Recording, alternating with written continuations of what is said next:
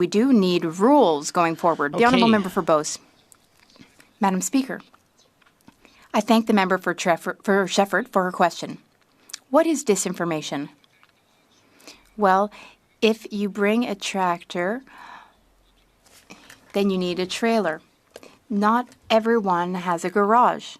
I have an electric truck. You can't bring it for over 100 kilometers. The member for Shefford is the one engaging in disinformation. It's not made for that. I'm not against trucks. I'm not against electric trucks, but it's important to understand the purpose that the truck serves is important. We always need to talk about the purpose of the truck. Thank you. The Honourable Member for Montmorency Charlevoix. Thank you, Madam Speaker. I thank my colleague for a very enlightening speech, and I have a question for him. Does he feel that we did a sufficiently complete assessment of EVs? We could look into all other options. There might be an environmental impact everywhere on Earth if we were to use our fossil fuels to help other countries reduce their emissions. Would the colleague agree that we need a more holistic approach, a planet-wide global approach, rather than concentrating only on our situation? The Honourable Member for Beauce. Thank you, Madam Speaker, and I thank the member for Montmorency Charlevoix for his question. There are indeed many solutions that we could study. Have we conducted enough impact assessment studies? No, we haven't. And I do think we need to study all those options. Member for Ottawa. Thank you, Madam Speaker. It is an honour to rise today, again, to speak to our Conservative motion as the Member of Parliament for Oshawa. And we know this motion is to end the ban on gas-powered vehicles, not to stop the production of electric vehicles in any way. My city has been the heartbeat of Canada's automotive industry now for over a century. For generations, Oshawa has helped drive this country forward, literally and figuratively, from the early days of McLaughlin Motor Car Company to becoming the national headquarters for General Motors Canada. My community has been building the vehicles that Canadians rely on every single day. The people of Oshawa know cars. We don't just buy them, we design them, we engineer them, we build them, while also utilizing the CTC McLaughlin Advanced Technology Track, which supports building and combining software and hardware for advanced vehicle systems, helping make Oshawa and the Durham region a leader in automotive technology in Ontario. We've rolled up our sleeves through good times and bad. We've weathered plant closures and celebrated reopenings. So when this government tries to tell Canadians what kind of car they must drive without listening to workers, to industry leaders, or to the families who depend on affordable transportation, that's not leadership, it's simple overreach. Even the President of General Motors Canada has said that no major automaker is even close to hitting the 2026 targets. He's calling for the entire program to be scrapped. Not tweaked, not delayed, scrapped. Why? Because these unrealistic mandates will force automakers to restrict the sale of gas-powered vehicles just to comply, leading to job losses in dealerships and in manufacturing companies, lost revenue for manufacturers, higher prices for consumers. Madam Speaker, this typical liberal one-size-fits-all approach doesn't reflect reality in my community and many, many communities around this country. And when do the 2026 cars start rolling out? Well, we used to say it was always in the fall. We would expect it to roll out for the following year. But now the industry leaders are telling us that's not the case. They are starting to roll out right now.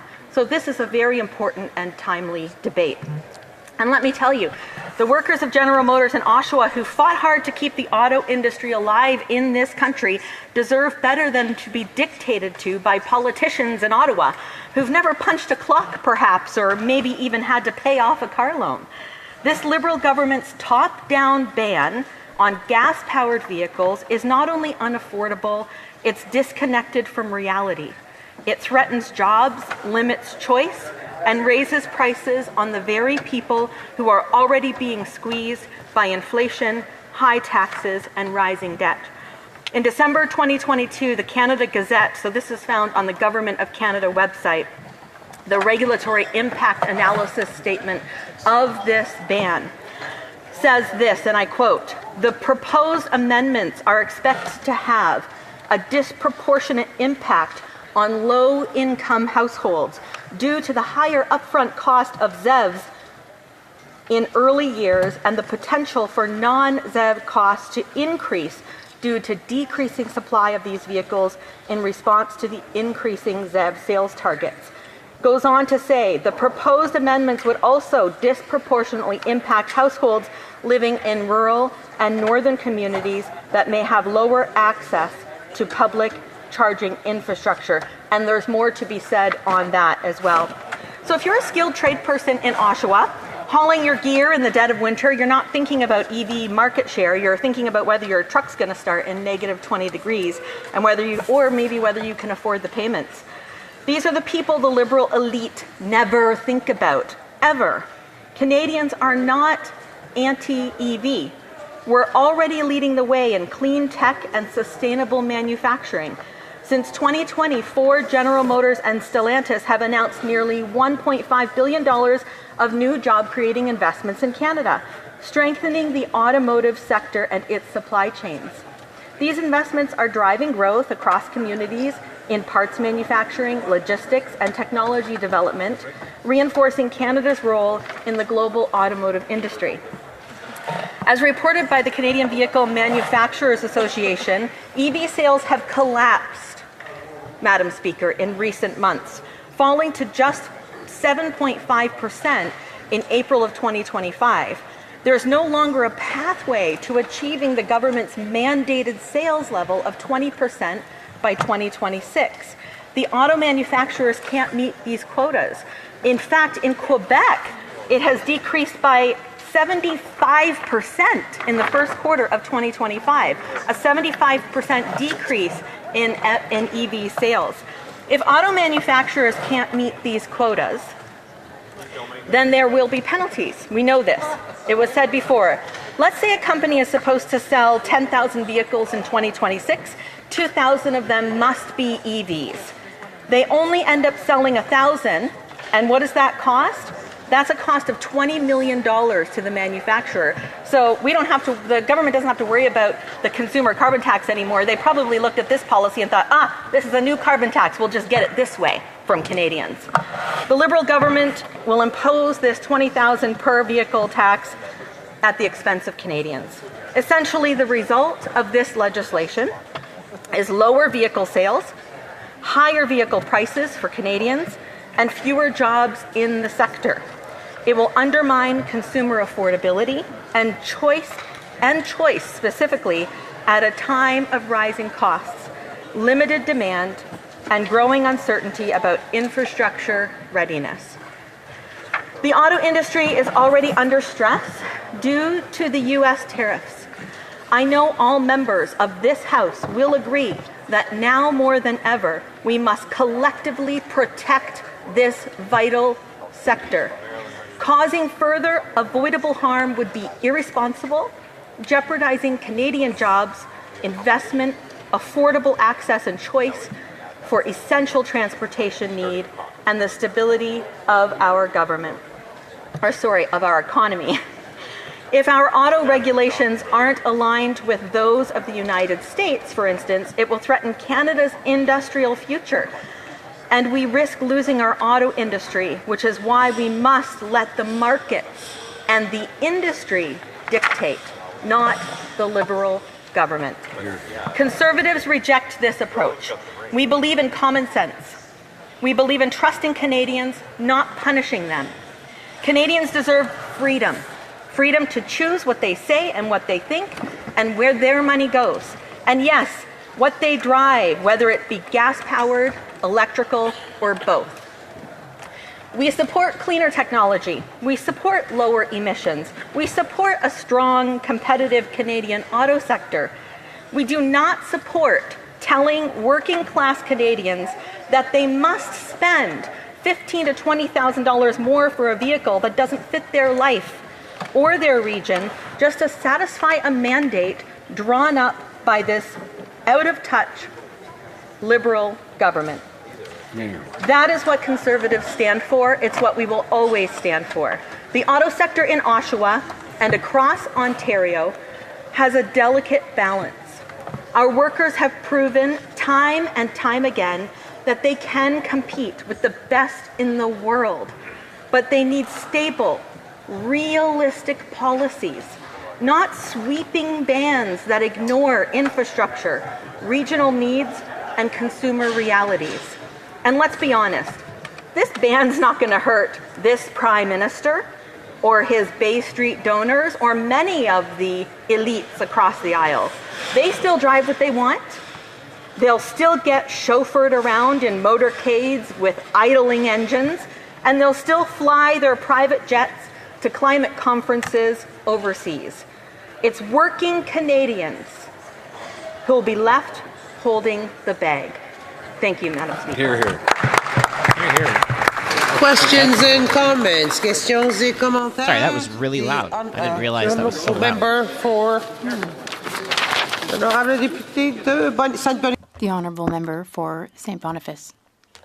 Thank you, Madam Speaker. Across the aisle, given the scientific consensus that immediate action is needed to combat climate change, I mean, we are living and experiencing the worst wildland fire season on record to date, and recognizing that the electric vehicle availability standard is designed to gradually increase EV supply and affordability over time, how can the member justify delaying future targets, especially when motions like the one proposed by the Conservatives call for ending these efforts altogether? And how can we justify delaying these targets without effectively abandoning Canada's climate commitments? the Honourable Member for Oshawa. I thank the member opposite for the question, and it's a good one. I spoke with many auto manufacturers and groups yesterday, and the answer is this. She said it. The word is targets. Targets are just fine. Manufacturers, auto manufacturers in the auto sector, they're fine with targets. Targets are something they can strive for. A mandate that controls what Canadians buy, that is unacceptable. Questions and comments. The Honourable Member for Carrigal Prince George. Thank you, Madam Speaker. Through you to our honourable colleague, I want to congratulate her on a great speech.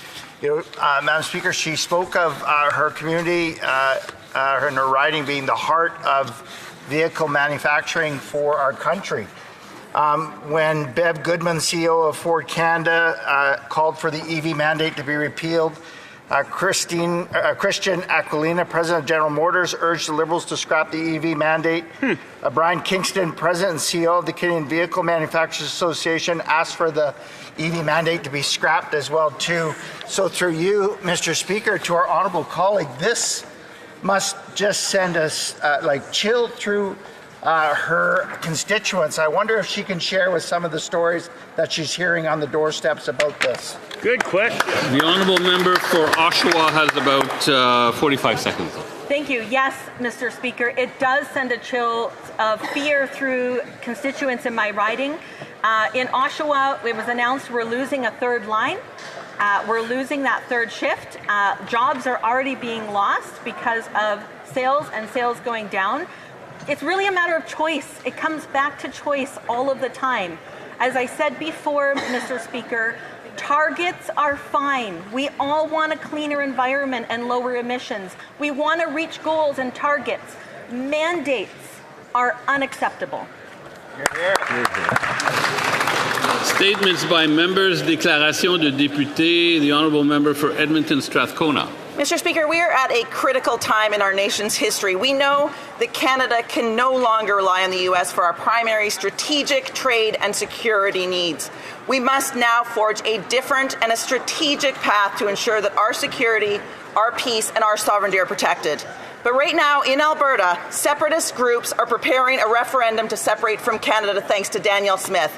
At the very moment that we must come together for our country and for our future, Conservatives in my province are working to divide us. They are feeding Trump's 51st state hallucinations. And while the Prime Minister is cozying up to human rights abusers and tyrants, he is rejecting meaningful consultation with workers, environment groups, and with Indigenous nations. Our goal, our path to a stronger economy and a better future cannot bypass human rights in Canada or abroad. We must protect our democracy. We must protect human rights. Mr. Speaker, that is who we are as Canadians. The honourable member for Fleetwood Port Kells. Mr. Speaker, today I rise with great pride to announce this year I will be hosting annual Canada Day celebration in my riding of Fleetwood Port Kells. Canada Day is a special occasion when we come together as one to celebrate our history, our many achievements, and the joy of being Canadian. Mr. Speaker, my constituents can come and join me on Tuesday, July 1st from 1 to 5 p.m. at Chimney Hyde Park. Fellow citizens, come join me for delicious food, exciting performance, and a day of Canadian pride. Canada Day is a moment to reflect on the greatness of our country and the values that unite us as Canadians. Together, let's celebrate Canada strong and free. The honourable member for doesn't Beauce. seem to be swift. Mr. Even missed his vote yesterday. That's so true. Brought pride to the Beauce region. On May 10th, she was named Athlete of the Year at the 46th Beauce Sports Awards Gala. Hockey player Emmy Fecteau from Saint-Odilon. Emmy is an exceptional athlete in person. On the ice, she's led the Canada team to a gold medal at the World University Games. In 2023-24, Emmy was named captain of the Concordia University Stingers women's hockey team, which ended with a victory at the national championship. And since 2024-2025, she's been playing in the Professional World Women's Hockey League with the New York Sirens.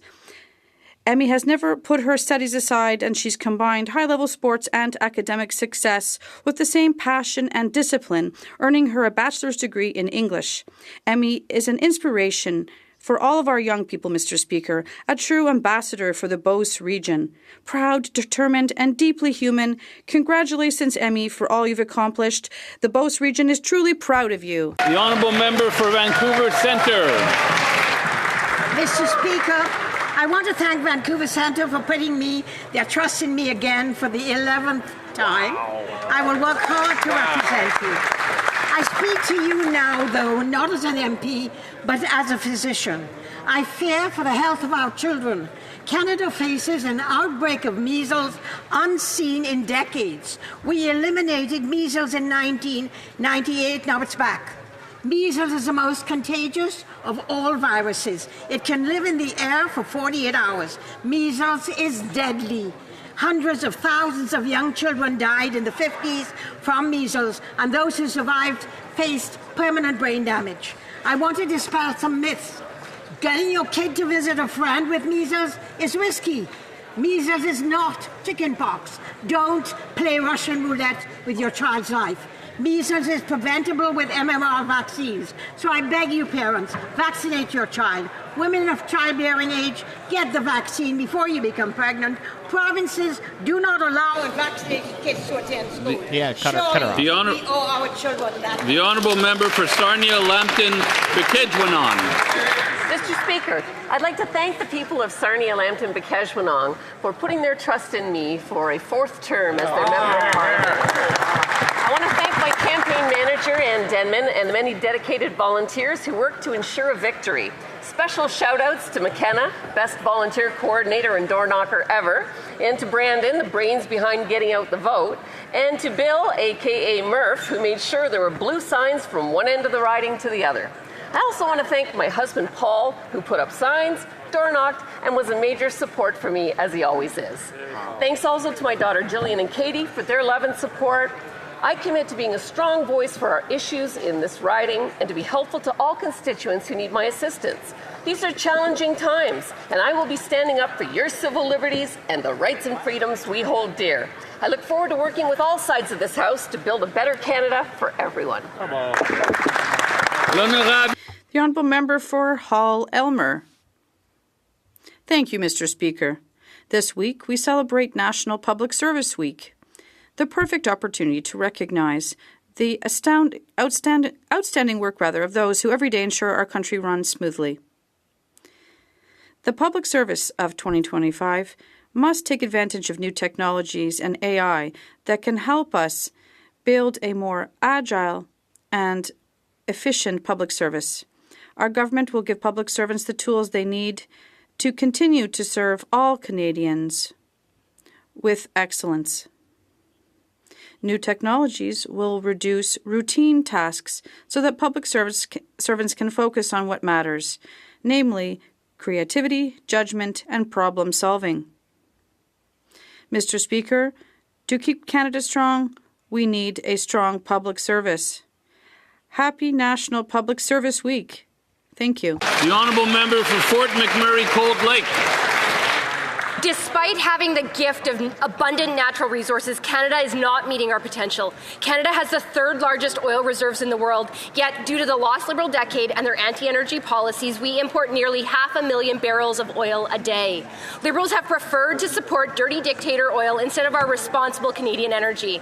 To many Canadians, Alberta represented a beacon of hope, prosperity, and an opportunity for a fresh start. But over the last decade, our economy has had the worst economic growth in the G7, and the hope is quickly fading.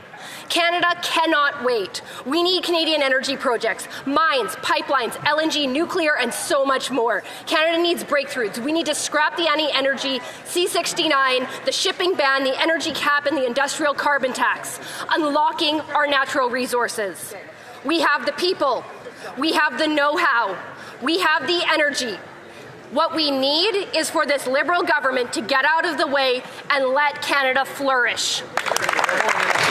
The Honourable Member for South Shore St. Margaret's. Thank you, Mr. Speaker. As a lifetime rural advocate for South Shore St. Margaret's, as a former educator and award-winning researcher on rural youth and development, I rise today to speak about the vital importance of rural economic development in Canada. Rural communities are not just picturesque backdrops. They are the lifeblood of this country. They are where our milk is produced, where our seafood on our plate is hauled in, and where the Christmas trees that brighten our home in December are grown. In fact, my own grandfather with Riverview Tree Farms was a grower in Lunenburg County, the Christmas tree capital of the world. My research has long been focused on ensuring rural people aren't left behind. Too often, rural needs are treated as afterthoughts. We must change that, because when we invest in rural infrastructure, innovation, and education, we invest in the sustainability of our food systems, our natural resources, and our local industries. Mr. Speaker, rural Canada doesn't just feed us, it grounds. The Honourable Member for Windsor West.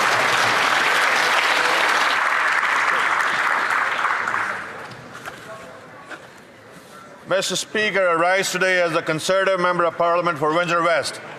I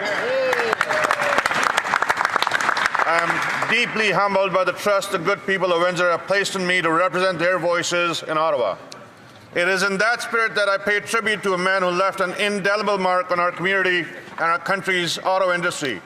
That man was Buzz Hargrove, who passed away on June 15th. Buzz started in line at the Windsor Assembly Plant and later rose through the ranks to become the president of the Canadian Auto Workers Union, sir.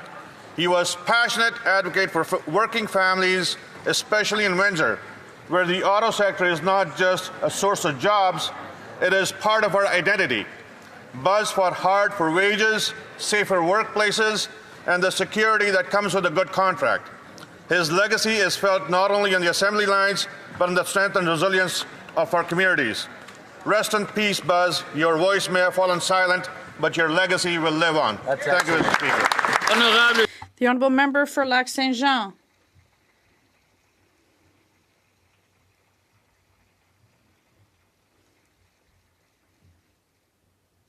Mr. Speaker, as world leaders gather at the G7 summit, we must speak with one voice on the issues of international human rights and the freedom of expression. The G7 comes at a critical time. The trial of Hong Kong political prisoner and freedom of speech defender Jimmy Lai is set to resume in mid-August. At the age of 77, he is diabetic and has already spent 4.5 years in detention. This is an arbitrary and illegal detention condemned by UN experts. Jimmy Lai's case is probably one of the most publicized in the world.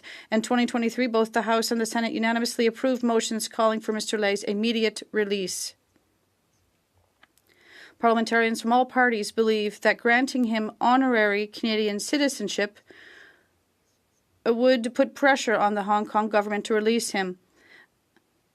I am one of them, Mr. Speaker, and I sincerely hope that the members of this Parliament will join me in this call. The Honourable Member for Dartmouth Cole Harbour.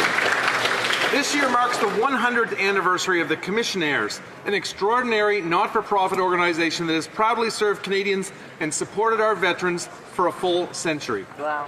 Founded in 1925 to provide meaningful employment for veterans returning from war, the Commissionaires have grown into one of the largest private security employers in the country, offering thousands of good jobs while continuing their original mission. From protecting federal buildings to supporting local communities, their work is vital, but their impact goes deeper. For countless former members of the Canadian Armed Forces and the RCMP, the Commissionaires offer not just employment, but dignity, purpose, and camaraderie after service. To the entire Commissionaires family, past and present, thank you for a century of service, loyalty, and care. Here's to the next 100 years. The Honourable Member for Calgary Centre. Mr. Speaker, in this short parliamentary session, we're rushing through legislation to temporarily, partially, perhaps, override the very laws that have defined this Liberal government's decade-long war on development. Let's name them. C-69, the No New Pipelines Act. C-48, the tanker ban. The oil and gas production cap. The industrial carbon tax. These laws have made Canada one of the slowest-growing economies in the developed world. Now, as we host the G7, our allies are still asking, why can't Canada get anything built? The government's latest response, Bill C-5, a patchwork fix that hopes to no one notices the mess underneath. Selectively overriding laws is a fake approach. Here's the real solution. Repeal these anti-energy laws, approve energy projects, create jobs, build again. Let's stop pretending and start delivering stronger paychecks and a better future for Canadians. Great statement. The Honourable Member for Scarborough Centre, Don Valley East. Thank you, Mr. Speaker. Mr. Speaker, I recently had the opportunity to attend the community yard sale and annual bake sale held by the Church of Our Saviour, Don Mills, in my riding of Scarborough Centre, Don Valley East. Thank you, Liz Linz and Reverend Pierre Nyongere, for inviting me and everyone who helped to organize this fantastic event. I appreciated the warm welcome. It was wonderful to meet members of the community in this relaxed setting and also to see the talents of Don Valley East on display with the amazing art, homemade soups, donuts, and other baked goods.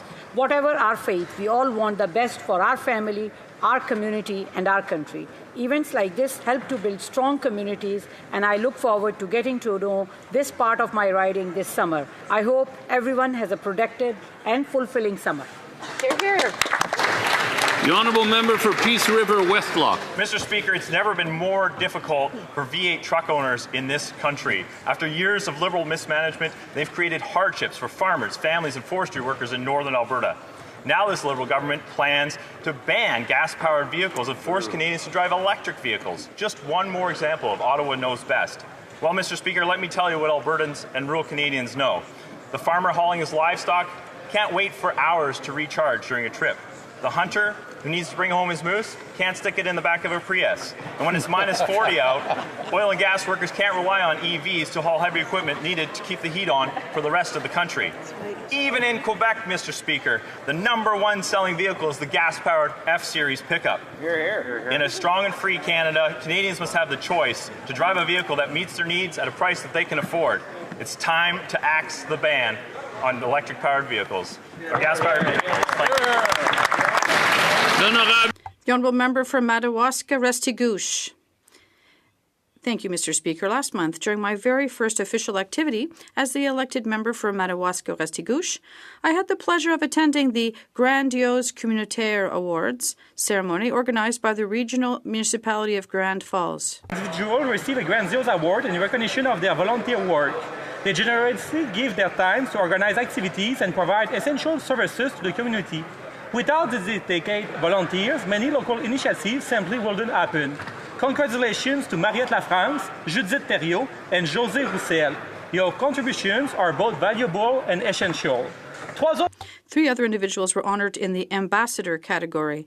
This award recognizes individuals whose outstanding achievements have brought the Regional Municipality of Grand Falls to prominence at the provincial, national, or international level. Congratulations to Alain Lavoie, Morel Cassis, and Coco Caral Beliveau. You're a true source of pride for our region. And as Madawaska-Restigouche is full of talent, and it's a big privilege to represent this beautiful riding. The honourable member for Calgary-Signal Hill. Mr. Speaker, the Liberal government will soon ban the sale of gas and diesel-powered vehicles in our country. They want to force Canadians to buy electric vehicles. It doesn't matter that the Liberal plan will add $20,000 to the cost of a vehicle. It doesn't matter that Canada is one of the largest and coldest nations in the world. It doesn't matter that working Canadians rely on dependable vehicles to earn a living and provide for their families. It doesn't matter that we don't have the electrical generation or transmission capacity for their idea. And it doesn't matter that EV sales in Canada are on the decline, and both General Motors and Ford have called for scrapping the ban. Canadians demand the Prime Minister support farmers, tradespeople, energy field workers, and their families who require reliable transportation and must be allowed to choose their vehicle. Thank you, Mr. Speaker. The Honourable Member for Argenteuil-La-Petite-Nation. Mr. Speaker, it is a great honour to recognize the outstanding contribution of a local artist and watercolorist, Jean-Yves Guindon of Saint-André-Avalin, in my riding of Argenteuil-La-Petite-Nation. With more than 40 years of a career painting over 5,000 paintings, Mr. Guindon is an iconic figure in Quebec art. With his unique perspective, he has captured the beauty of our landscapes, the soul of the built heritage, and the architecture of our region with remarkable precision and sensitivity. He has exhibited throughout Quebec, Canada, Europe, Toronto, and Brussels, but his inspiration remains deeply rooted in our territory. Beyond his artistic career, Mr. Guindon is also an example of commitment to some 30 organizations, foundations, and corporations in the region. And today, I am proud to present him with the King Charles III Medal in recognition of his work, his invaluable contribution to Canadian culture, and his community involvement. Thank you. Oral questions, questions orales. The honourable member for Grand Prairie. Told you that the government had a plan to increase the cost of vehicles by over $20,000 and kill 40,000 high-paying Canadian jobs. Well, that's exactly what these Liberals are doing with their mandate to eliminate the gas-powered vehicles starting to take effect next year. Workers and families across Canada, especially in rural and northern communities, can't afford this dangerous Liberal experiment. It's simple, Mr. Speaker. Canadians don't want this shoved down their throat. Tonight, will the Liberals vote to immediately end their radical ban on gas-powered vehicles immediately? The Honourable Minister of the Environment and Climate Change. Mr. Speaker, leave it to the Conservatives to hit one of the most major industries that we have in our country exactly at the same time as it's getting hit by unjustified tariffs from the United States. We stand with our auto workers. We've been investing in our auto industry, and we will keep making sure that we have strong union jobs in our autos. The Honourable Member for Grand Prairie. Well, Mr. Speaker, that's completely ridiculous. ridiculous because a report out today projects 50,000 job losses in the auto sector because of trade uncertainty. But rather than providing the auto sector with any kind of certainty, these Liberals are doubling down on their risky and dangerous EV mandate. Ford and GM are pleading with the government to end the insanity. Industry projects that the Liberal ban on the gas-powered engine will cost an additional 40,000 high-paying Canadian jobs. The combination of the Liberals' inability to get a deal on tariffs and their self-imposed radical EV mandate will destroy Canada's auto sector. So will the Liberals join us? L'honorable ministre des Finances. The Honourable Minister of Finance. Mr. Speaker, we will take no lessons from the Conservatives. We will take no lessons from these guys, Mr. Speaker. Under our government, we have seen record investment in the auto sector, Mr. Speaker. Even Bloomberg ranked Canada first in the world for the EV supply chain, Mr. Speaker. We should all be celebrating. We're going to fight for the industry. We're going to fight for our workers. We're going to fight for Canada strong, Mr. Speaker. The honourable member for Lethbridge. And on this side of the House, we will take no lessons for them. We will stand up for Canadians' freedom of choice. Right. Choice to drive the vehicle that suits their needs. Choice to drive the vehicle that they need for their family. That's what this side of the House will stand for. We're talking. Excuse me, honourable member. I missed. If the member could, I couldn't hear anything. If the member could back up just a little bit, the member could start over. Could you start over? Could the member start over? More or less, wherever you want to start from. I couldn't hear. I'm sorry.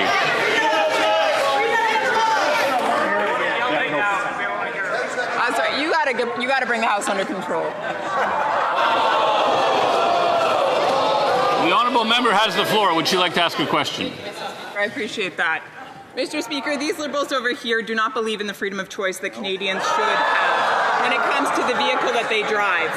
Right now, they have a mandate in place that makes it so that Canadians will have to buy EVs. They will have to. But that does not fit the needs of Canadian families.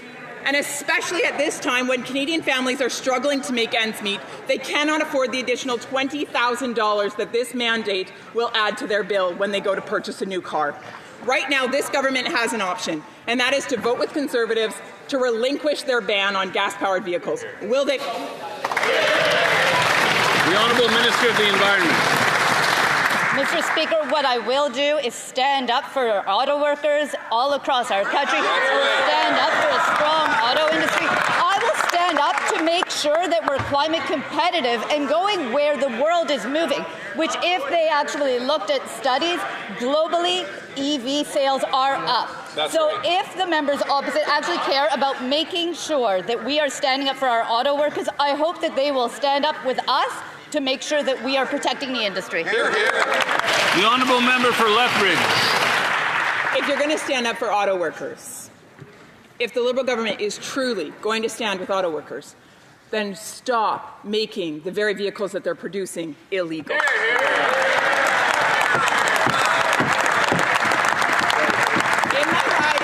In my community of Lethbridge, a farmer cannot drive an EV to go pick up seed or drive an EV to go harvest their crop.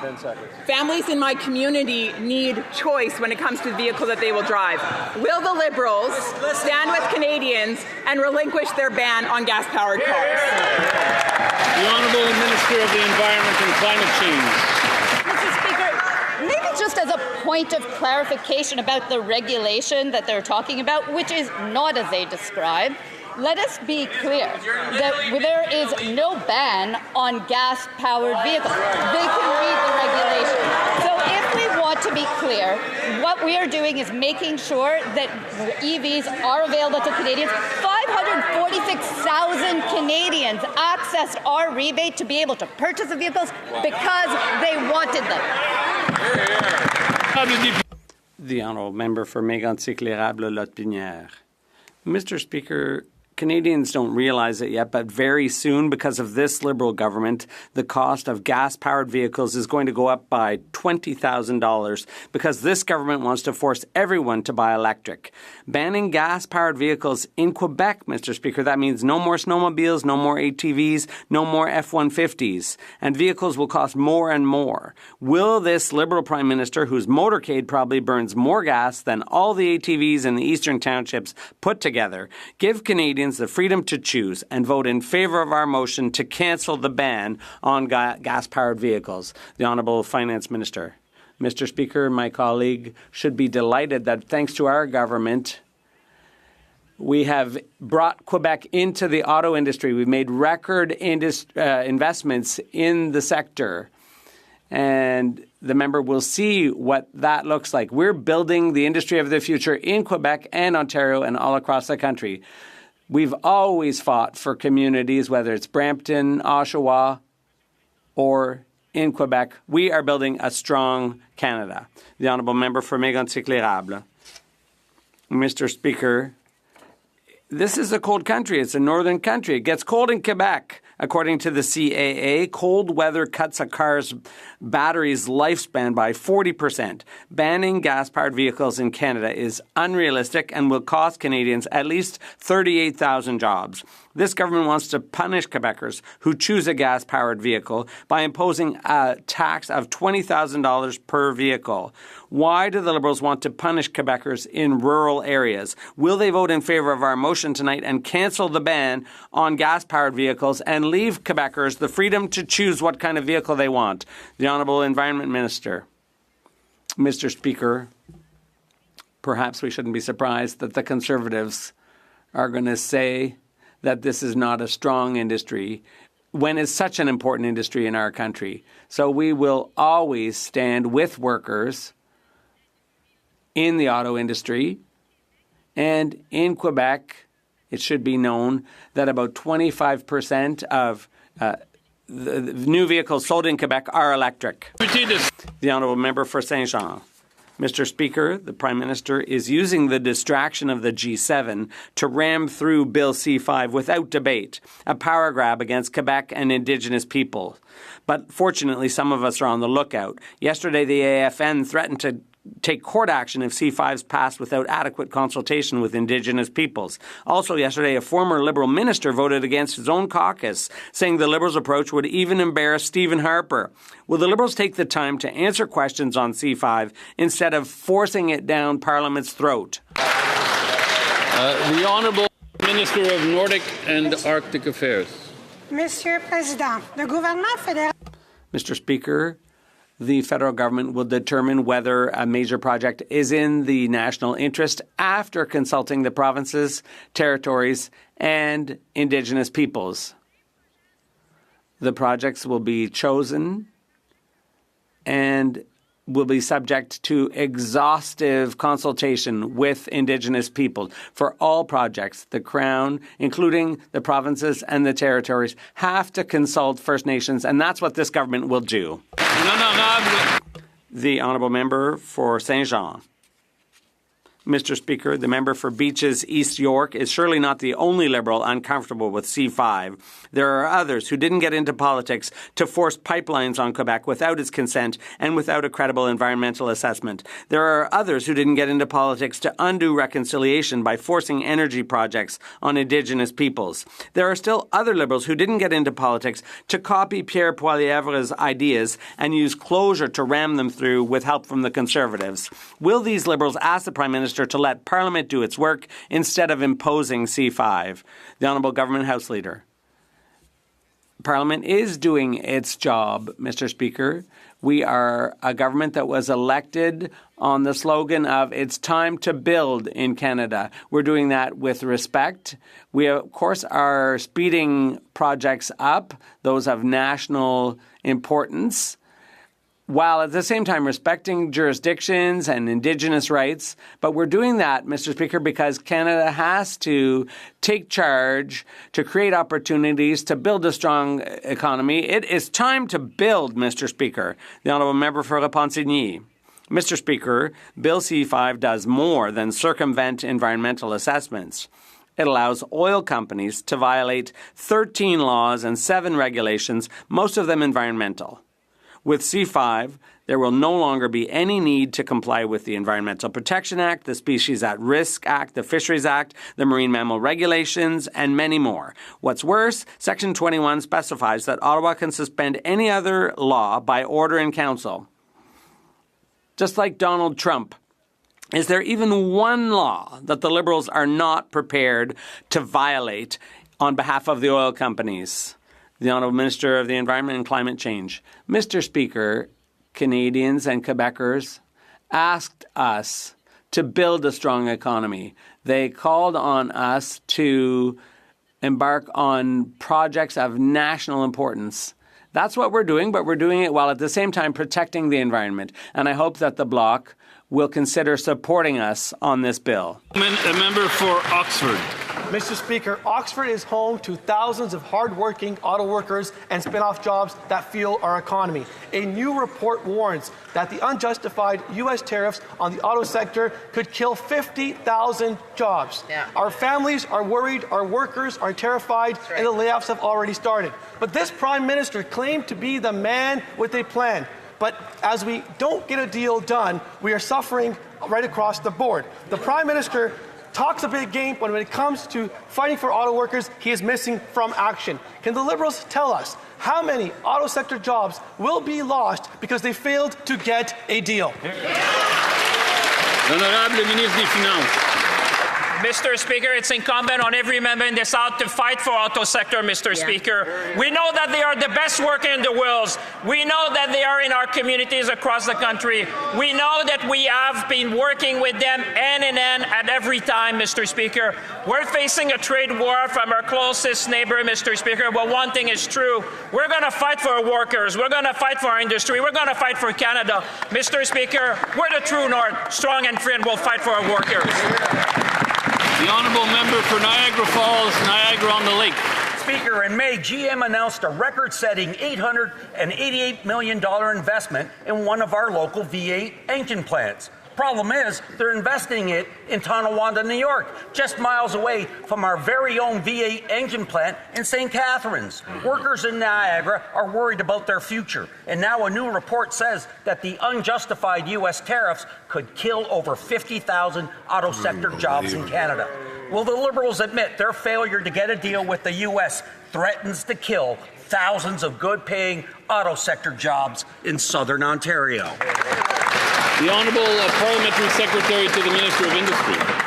Thank you, Mr. Speaker. We're in this trade war against these unjust and illegal tariffs. That's what we're fighting every day. That's what the Prime Minister is taking on in Kananaskis. And we are fighting for the workers and their investments. And let's just remember on a day where we've just remembered Buzz Hargrove in this House and what he would be fighting for, let's fight together for those things that will keep us together, strong, fighting for those investments, fighting for those workers. I invite the members opposite to join us in that fight. Yeah. The Honourable Member for Windsor-Tecumseh Lakeshore. Mr. Speaker, a new report says that the U.S. tariffs on Canada's auto sector could kill 50,000 jobs. The Prime Minister promised elbows up with the U.S., but it's been elbows down. He said he was the man with the plan, but he's been unable to get a deal, directly threatening the jobs of Canadian auto workers. We need real solutions for Canadians. Can the Liberal government tell us how many jobs will be lost in the auto sector because of their failure to get a deal? The Honourable Minister of Transport and Internal Trade. Mr. Speaker, our government will always stand up for our auto sector. We will always stand up for our auto workers. That's right. That is what we were elected to do, to stand for Canada, to fight for Canada. That is what the Prime Minister is doing this week in Kananaskis.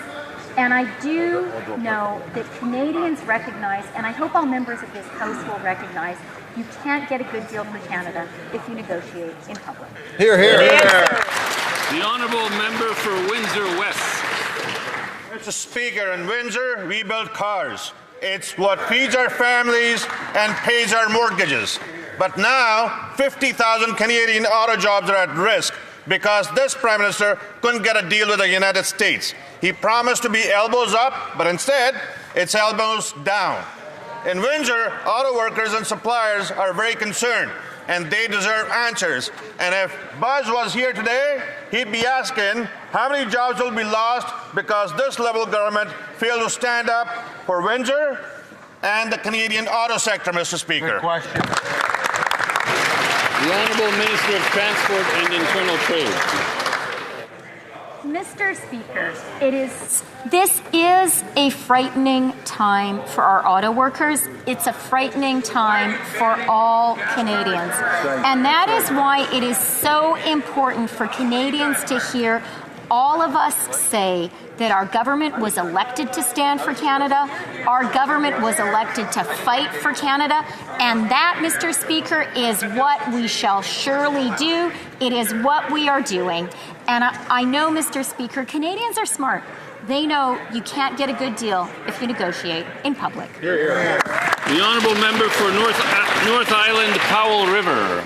Mr. Speaker, after 10 years of Liberal government, Canadians are facing a cost of living crisis. And now Liberals are proposing to ban all gas-powered vehicles, including pickup trucks and SUVs, in just 10 years, a policy that will cost 38,000 Canadian jobs and drive up the price of new vehicles by $20,000 each.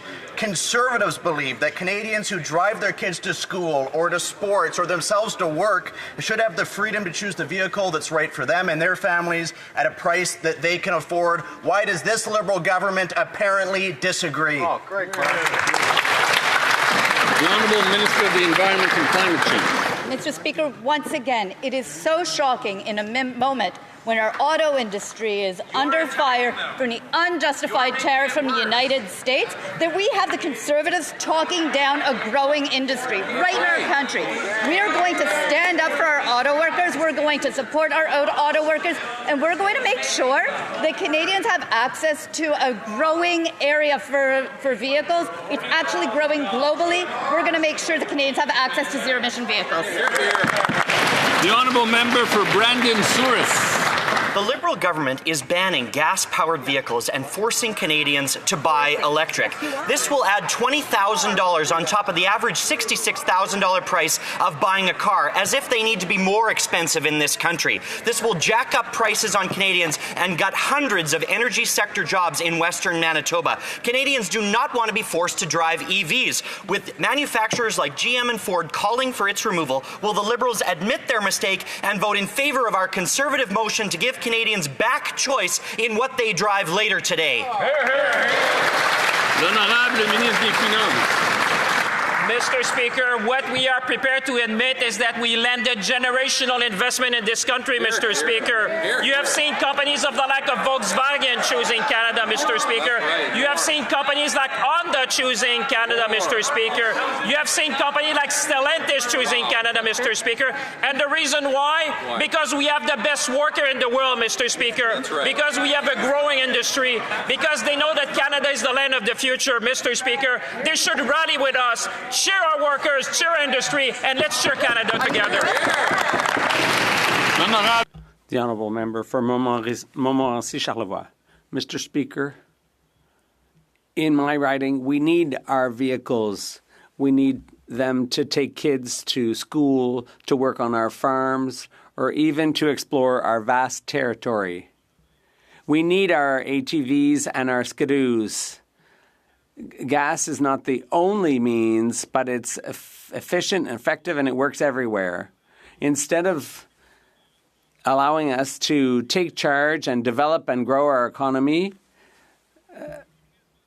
will the Prime Minister scrap this bill to ban gas-powered vehicles and allow Canadians free choice?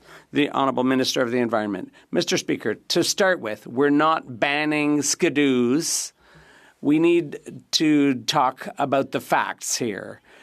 In Quebec, there are already regulations enacted by the provincial government of Quebec to ensure that Quebecers have access to zero-emissions vehicles. So if he wants to talk about that, he should look at the regulations in his own province first. because Quebecers are buying. 25% of new vehicle purchases in Quebec are EVs. The Honourable Member for Pierre Boucher, Les Patriotes Verchères. Mr. Speaker, the Prime Minister said he would never force energy projects on Quebec or any province without its consent. Unfortunately, C5 says the opposite. It allows Ottawa to decide everything all by itself by order in council and then hold bogus consultations once the project has already been approved. The Bloc thought this must be a mistake, so we're proposing an amendment that's consistent with what the Prime Minister said. It would require him to get the approval of Quebec and the provinces before going ahead. Will the Prime Minister support that? The Honourable Government House Leader. Mr. Speaker, the bill in question does respect provincial jurisdiction. It does respect Aboriginal rights, and it supports the regulatory processes that are already in place, but it seeks to accelerate the approval of projects in the national interest that will create opportunities, create jobs, create infrastructure all across the country. And if you don't believe me, Mr. Speaker, go ask François Legault or the Quebec government. They support this bill. The Honourable Member for Pierre Boucher, Les Patriotes Verchères.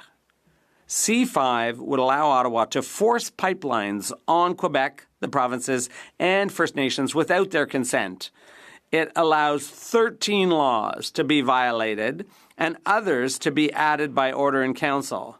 C5 establishes criteria for projects of national interest, all of which can also be bypassed. It's no joke. C5 even allows the minister to bypass C5.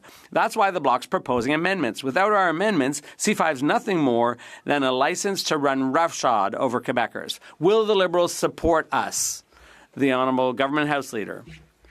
Mr. Speaker, not only does the Quebec government support this bill, Quebecers support this bill.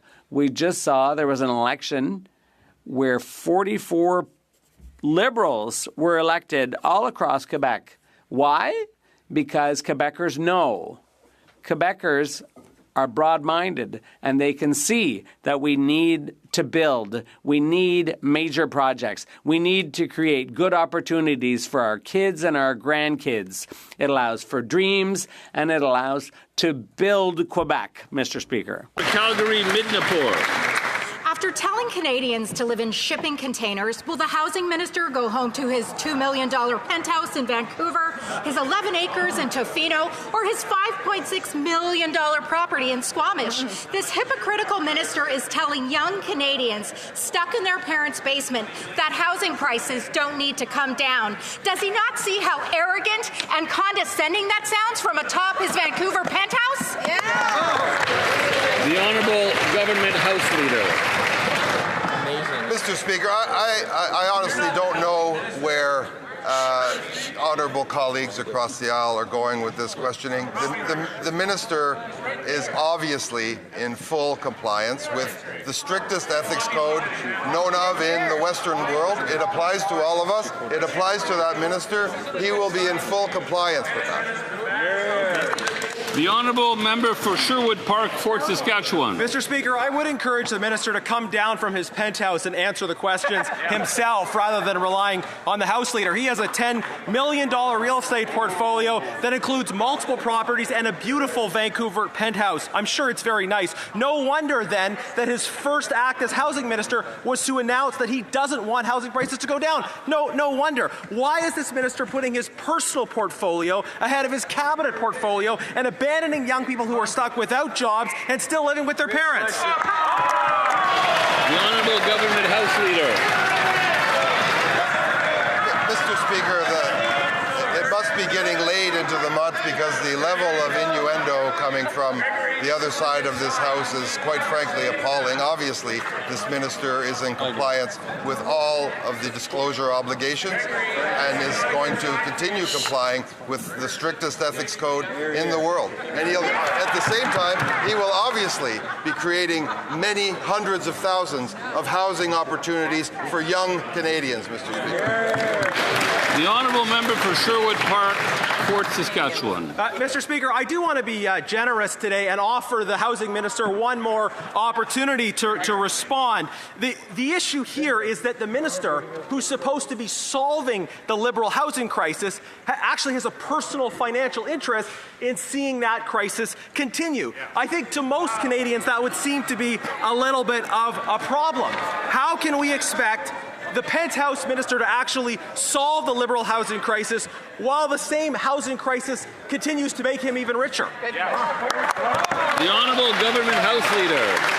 Let me take one more opportunity to denounce this juvenile, amateurish invective coming from the other side of the House that impugns the motives of upstanding people who present themselves for public office, who work tirelessly to create opportunities for Canadians. This minister has a large mandate. He will create hundreds of thousands of housing units for Canadians. He will continue that work, and of course he will comply with all the rules, Mr. Speaker. The Honourable Member for Bellechasse, Les Etchemins, Lévis. With July 1st coming up, Quebecers are concerned. Many Quebecers haven't been able to find a new home before moving day because it's too expensive. But the minister has said that housing prices don't need to go down. Well, Mr. Speaker, obviously, he's got a huge real estate portfolio, so it's obviously in his interest to keep prices high. But because he's refusing to answer the question, he's creating a culture of mistrust. Why is the Prime Minister allowing a millionaire real estate holder decide what access Quebecers will have to housing? Mr. Speaker, the member across the way was a minister in a government. She knows better than this. I'm surprised to hear such low rhetoric in this House, which impugns the motivations of ministers who are working very hard. A minister who's working hard to create housing opportunities for Quebecers. We are working tirelessly. This minister is working tirelessly with Quebec to create housing opportunities, and he will comply with all ethics rules, and this member knows better. The Honourable Member for Bellechasse, Les Etchemins, Lévis. Well, I'll tell you what's scandalous, Mr. Speaker. It's that there's a minister who is letting young Quebecers go back to live in their parents' basements because they don't have any money to pay for housing. That's what's scandalous here, Mr. Speaker. Stand up and say how you are going to fix the housing crisis. Speak not as a millionaire, but as a member of this House. The Honourable Government House Leader. Mr. Speaker, we are getting close to the end of this parliamentary session. It's been intense. I know that we had an election not too long ago, but honestly, this is dishonourable for this member to speak this way to a member who has run for public office to do good for his community, to do good work for his country. He is working hand in hand with the government of Quebec to create programs and opportunities for housing for young Quebecers, and he'll continue to do that while respecting all ethics codes. This member knows better, and honestly, these questions dishonor her. Member for Brampton South. Mr. Speaker, public safety is a key priority in my community of Brampton South. Could the Minister of Justice and Attorney General of Canada share with my community and Canadians what is the government's plan to toughen the criminal code to make our communities safer for everyone? Great question. Honourable Minister of Justice and Attorney General. Mr. Speaker, I'd like to thank my honourable colleague for her question and for her work advancing important criminal reforms to keep communities safe. In the recent federal election, we were elected on a mandate to help give law enforcement the tools they need to keep communities safe and to strengthen the criminal code. Specifically, we will be advancing legislative reforms to strengthen the bail system when it comes to violent crimes involving home invasion, drug trafficking, and auto theft, and stiffer penalties for organized crime and violent crime. Mr. Speaker, I look forward to working with my colleague representing the good people of Brampton South and members of Parliament from every community in this country to help keep Canadians safe. The Honourable Member for Mission Matsqui Abbotsford. Mr. Speaker, extortion is up 357%. Take, for example, the Lehmans in Mission. Last year, they lost $300,000 to this heinous crime. While their lives were completely destabilized, the criminal never served a day in jail, got 9 months house arrest and probation. The Liberals rejected our common sense extortion bill in the last Parliament that would reinstate mandatory minimums. Why won't they stand with Canadians and reverse their disastrous policies? Hear, hear. The Honourable Minister of Justice and Attorney General. Mr. Speaker, when dangerous people commit violent crimes, it's important that they face serious criminal penalties. Mr. Speaker, I would point out to the honourable member that extortion is illegal in this country and its perpetrators must be apprehended and punished in accordance with the criminal code. When he looks at mandatory minimum penalties, he'll see that repeat violent offences involving firearms have a mandatory minimum penalty of 7 years and a maximum penalty of life imprisonment. The criminal code is a serious document. It will treat serious criminals very seriously, and I look forward to working with members of the Conservative Party to give law enforcement the tools they need, not only to punish criminals, but to prevent crime in the first place.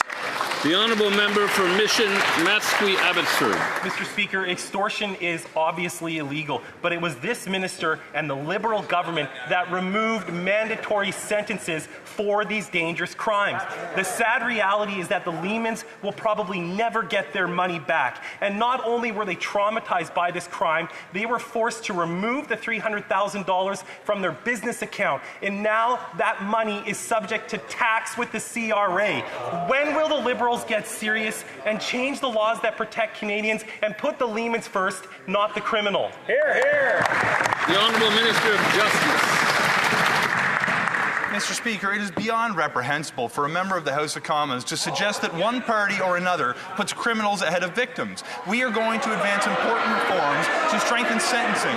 We are going to take extortion seriously to ensure that people who suffer the consequences of these crimes see recourse through the criminal justice system. But importantly, Mr. Speaker, it can't only be about stiffening penalties, it also needs to be about investing in frontline officers who can help keep communities safe to prevent crime in the first place. As we advance these important reforms, I hope we can, for once, gain the support of the Conservative Party to help keep communities safe. The Honourable Member for Edmonton South East.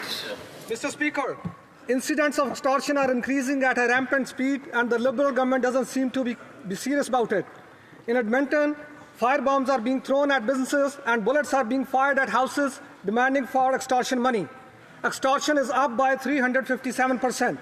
Liberals voted down the common sense Bill C-381, enforcing a 3-year mandatory minimum penalty and a 4-year penalty for extortion involving non-restricted firearms, which was repealed by the Liberals in Bill C-5. Will the Liberals finally adopt the Conservative plan to crack down on violent extortion? Yeah. The Honourable Secretary of State for Combating Crime. Mr. Speaker, we will hold extortionists accountable. Just yesterday, I was at a big announcement with Peel Regional Police where 18 extortionists were caught involved in a criminal organization. This is a big accomplishment. Well done. And we are striking them where it counts. Criminals will be investigated, they will be charged, they will be sentenced. Mr. Speaker, extortion carries a maximum sentence of life in prison, a minimum sentence when done with a firearm of 5 years, and with The Honourable Member for Fundy Royal. Mr. Speaker, what the minister failed to mention is thanks to 10 years of Liberal inaction on crime, half of those individuals, half of those 18, were out on bail when they were arrested. And thanks to the good work of the Peel Regional Police, half of them were charged for violent crimes like arson and extortion. Incredibly, Mr. Speaker, half of those individuals are already out on the street today. It used to be in Canada that if you were charged with extortion, fraud, drive-by shootings or arson, then you would go to jail. But thanks to the Liberal soft on crime bill C5 and easy bail laws, these criminals are free. The Secretary of State for Combating Crime. Mr. Speaker, I will agree with the member that yesterday was a big day. Project Outsource was a big win for Canada. It was a big win for Peel Region. And I want to thank the officers of Peel Regional Police, Halton, York, the RCMP, everyone that was involved in this investigation. Mr. Speaker, when it comes to bail, the law says that people who are a risk to public safety or a flight should not be given bail. Mr. Speaker, it is important that the provinces who administer justice also make sure that the criminal courts under the provincial jurisdiction function as they should. The Honourable Member for Charlebourg-Haute-Saint-Charles. Mr. Speaker, Canada is facing a wave of extortion in restaurants and bars, and Montreal and Laval are being affected. Over the last year, there have been fires and attacks with firearms. There are people who are committing crimes from prison using their cell phones right now. Will the Minister of Public Safety ask his colleague, the Minister of Justice, to change the laws to bring justice back to Canada? Minister of Justice. Mr. Speaker, my honourable colleague raises extortion with a firearm. When repeat violent criminals commit offences of this nature, they face a mandatory minimum of 7 years and a maximum of life imprisonment.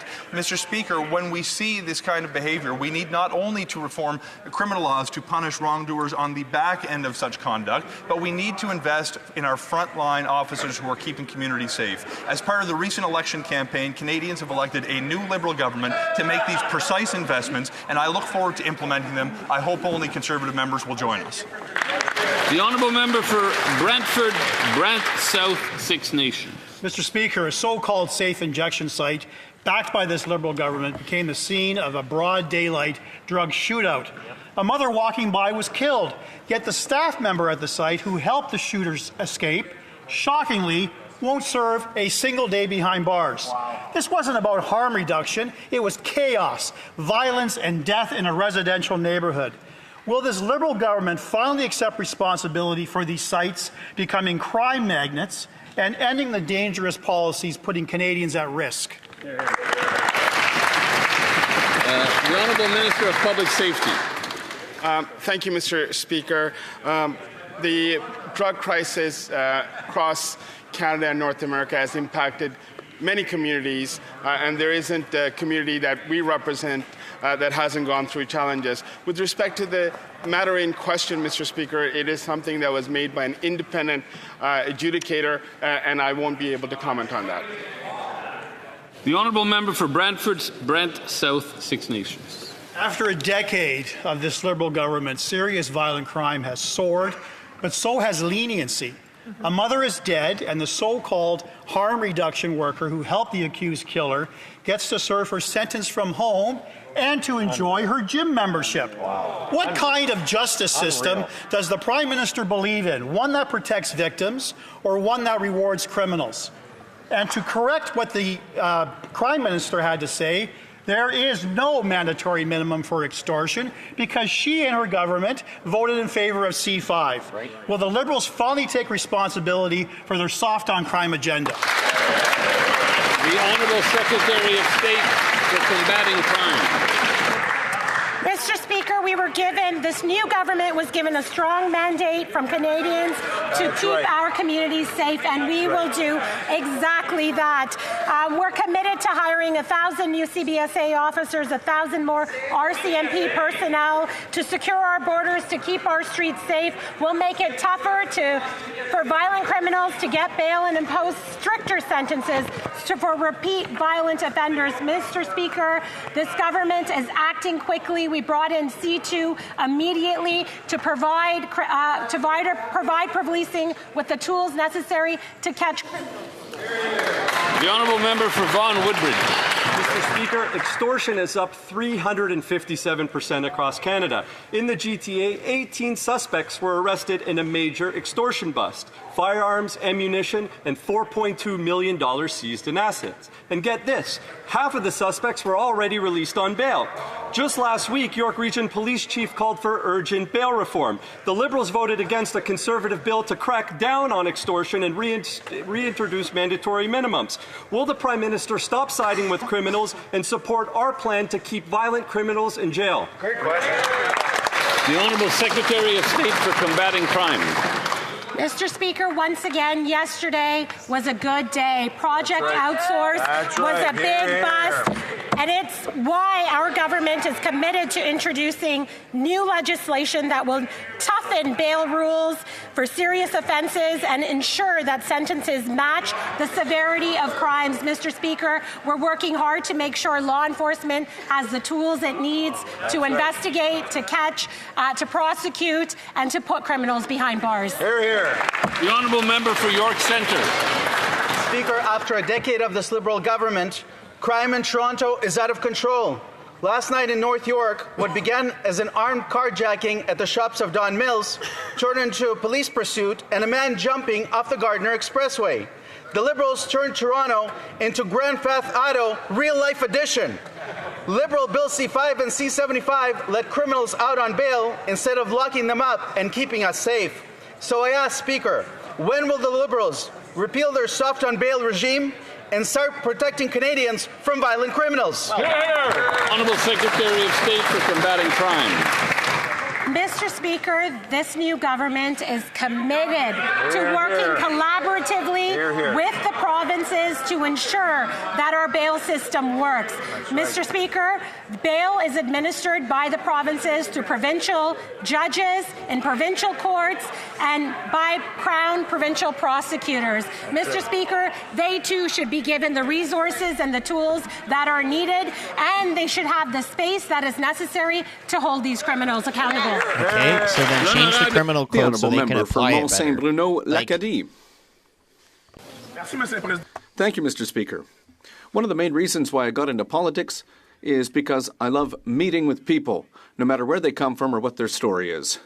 The great diversity of Quebec, and in my riding of Mont-Saint-Bruno-Lacadie, reminds me every day that our differences make Canada stronger.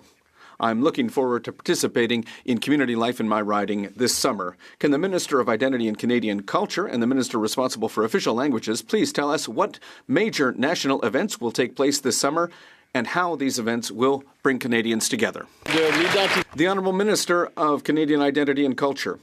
Thank you, Mr. Speaker, and I'd like to thank my colleague from Mont-Saint-Bruno-Acadie for his work with his community. Thanks to the Celebrate Canada program, our government is supporting over 1,500 events around the country to mark, among other things, National Indigenous Peoples Day, La Saint-Jean-Baptiste, Multiculturalism Day, Canada Day, and the national holiday of Acadie.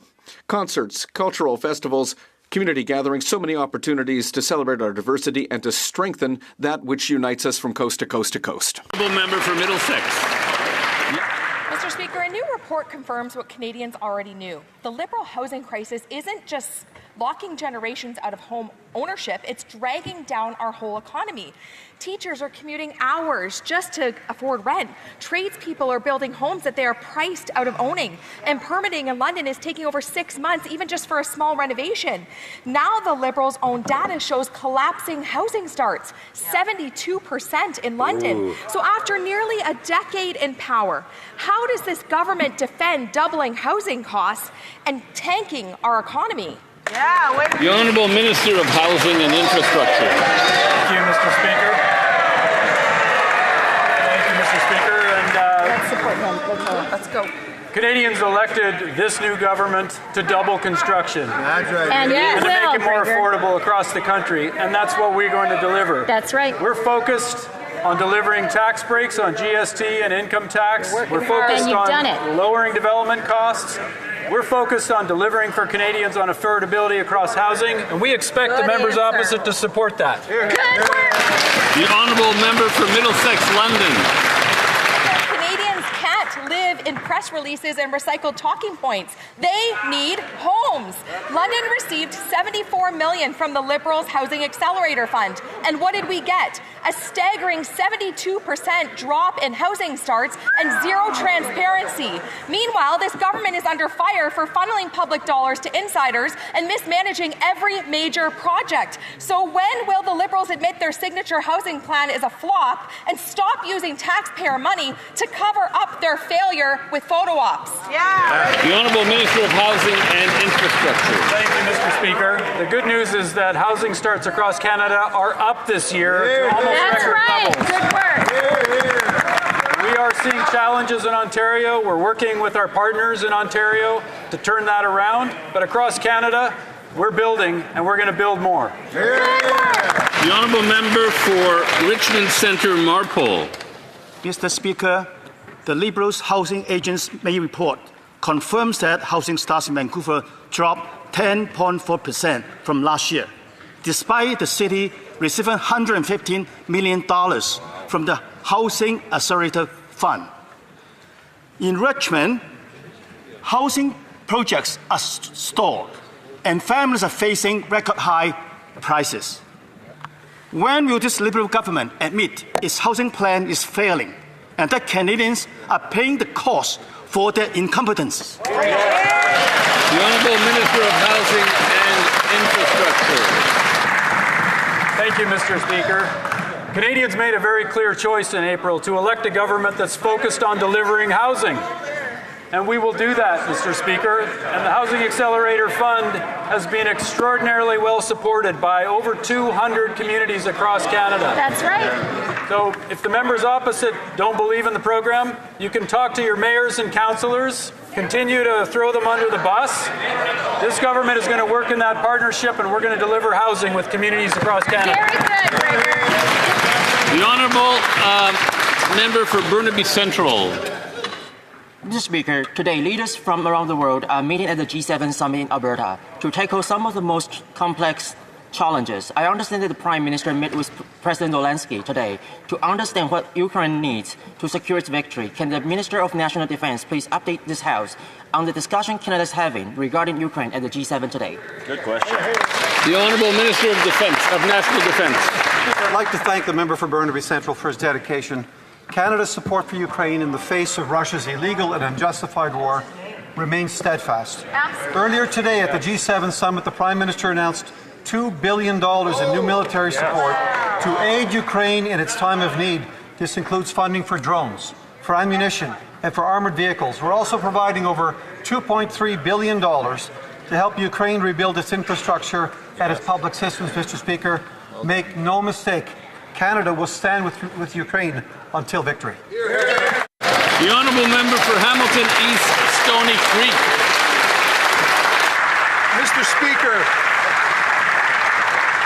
Mr. Speaker, the Liberals' own May 2025 housing data is in, and it's atrocious.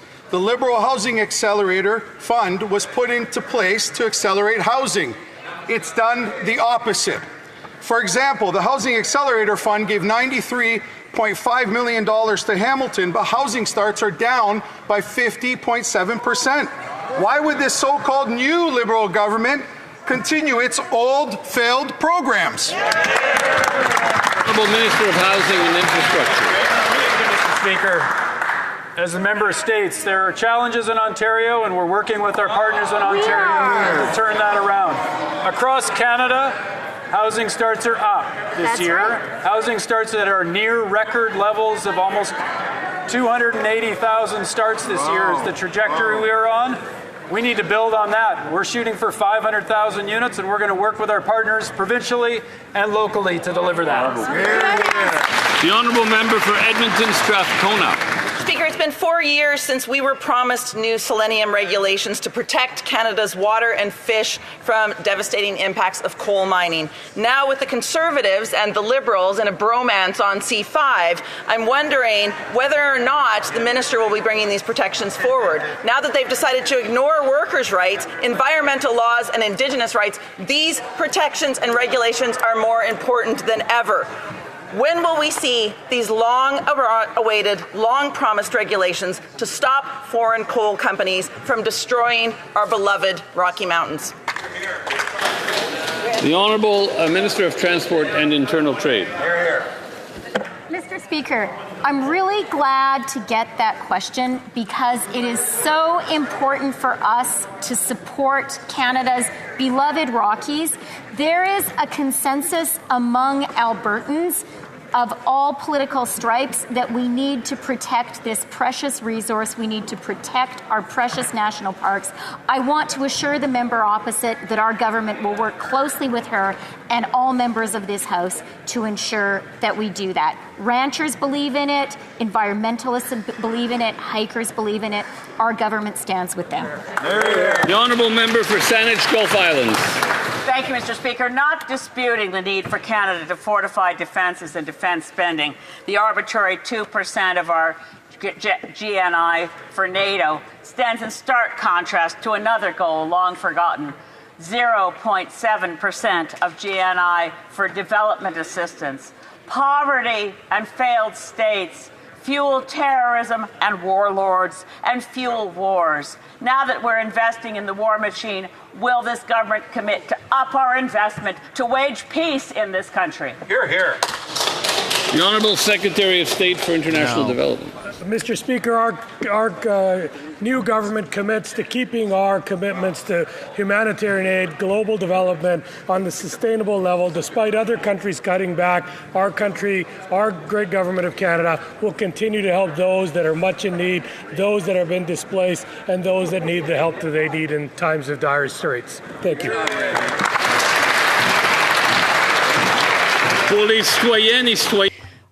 For citizens across the country, Canadian Forces Day is an opportunity to recognize the sacrifices made by military personnel on our behalf. Draw the attention of members to the presence in the gallery of 6 members of the Canadian Forces who are taking part in Canadian Armed Forces Day today. Royal Canadian Air Force Sergeant Brittany Shulga, Royal Canadian Navy Master Sailor Tyler Grayson Ferrer, Canadian Army Lieutenant Colonel Jeffrey Glenn Brownridge, du Bureau du Ville. From the Office of the Deputy Chief of Staff of Defense, Sergeant Guillaume Thibault, Chief of Military Personnel Sergeant Jean-Charles Francourt, Krista Rose Brake.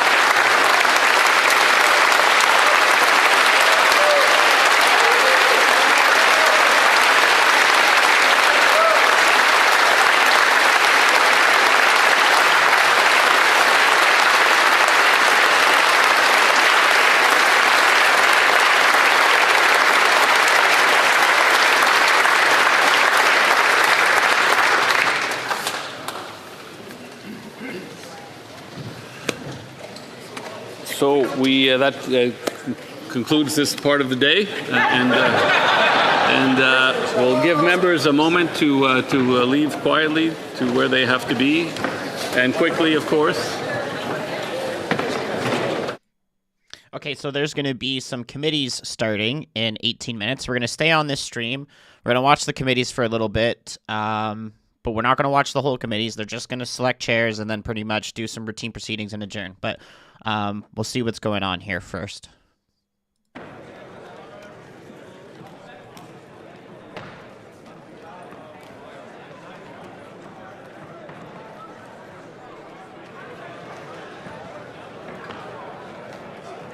Excuse me, I interrupted. President of the Treasury Board. Apparently the mic was not on. Is that? Okay, we'll give it another second and then we'll start over if the President of the Treasury Board does not mind. Again, colleagues, I would remind you to leave quietly and quickly so we can go on with the business of the day. The President of the Treasury Board, the Honourable President of the Treasury Board. Thank you, Mr. Speaker. Mr. Speaker, it's an honour to table in both official languages on behalf of 92 departments and agencies the departmental plans for 2025-2026. Thank you, Mr. Speaker. Honourable member for Battle River Crowfoot.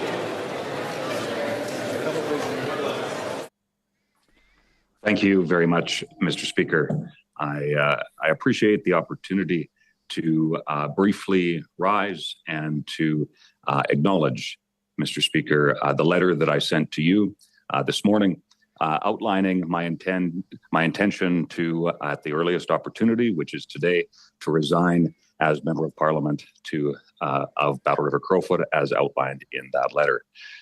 Mr. Speaker, it has been a true honor to serve the people of Battle River Crowfoot over these last years, and I won't repeat what I said in my farewell speech a number of years ago, but to simply once again thank the people of Battle River Crowfoot for the honor in being able to serve them.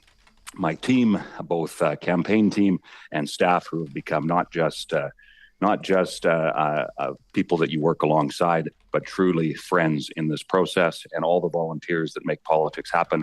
And Mr. Speaker, of course, my family, Danielle, my boys, and my entire family, I am so deeply appreciative of them. And as I officially will be resigning, as outlined in that letter, at the end of the proceedings today, where I will be voting prior to the time of my departure, no confidence in the government, I do want to emphasize again that Canada needs Pierre Poilievre and common sense Conservatives to continue the fight. And as I trigger this by-election, and Pierre Poilievre works hard to earn the support of the people of Battle River Crowfoot here in East Central Alberta, I know that if the people of Battle River Crowfoot make that choice, they will be incredibly well served by him.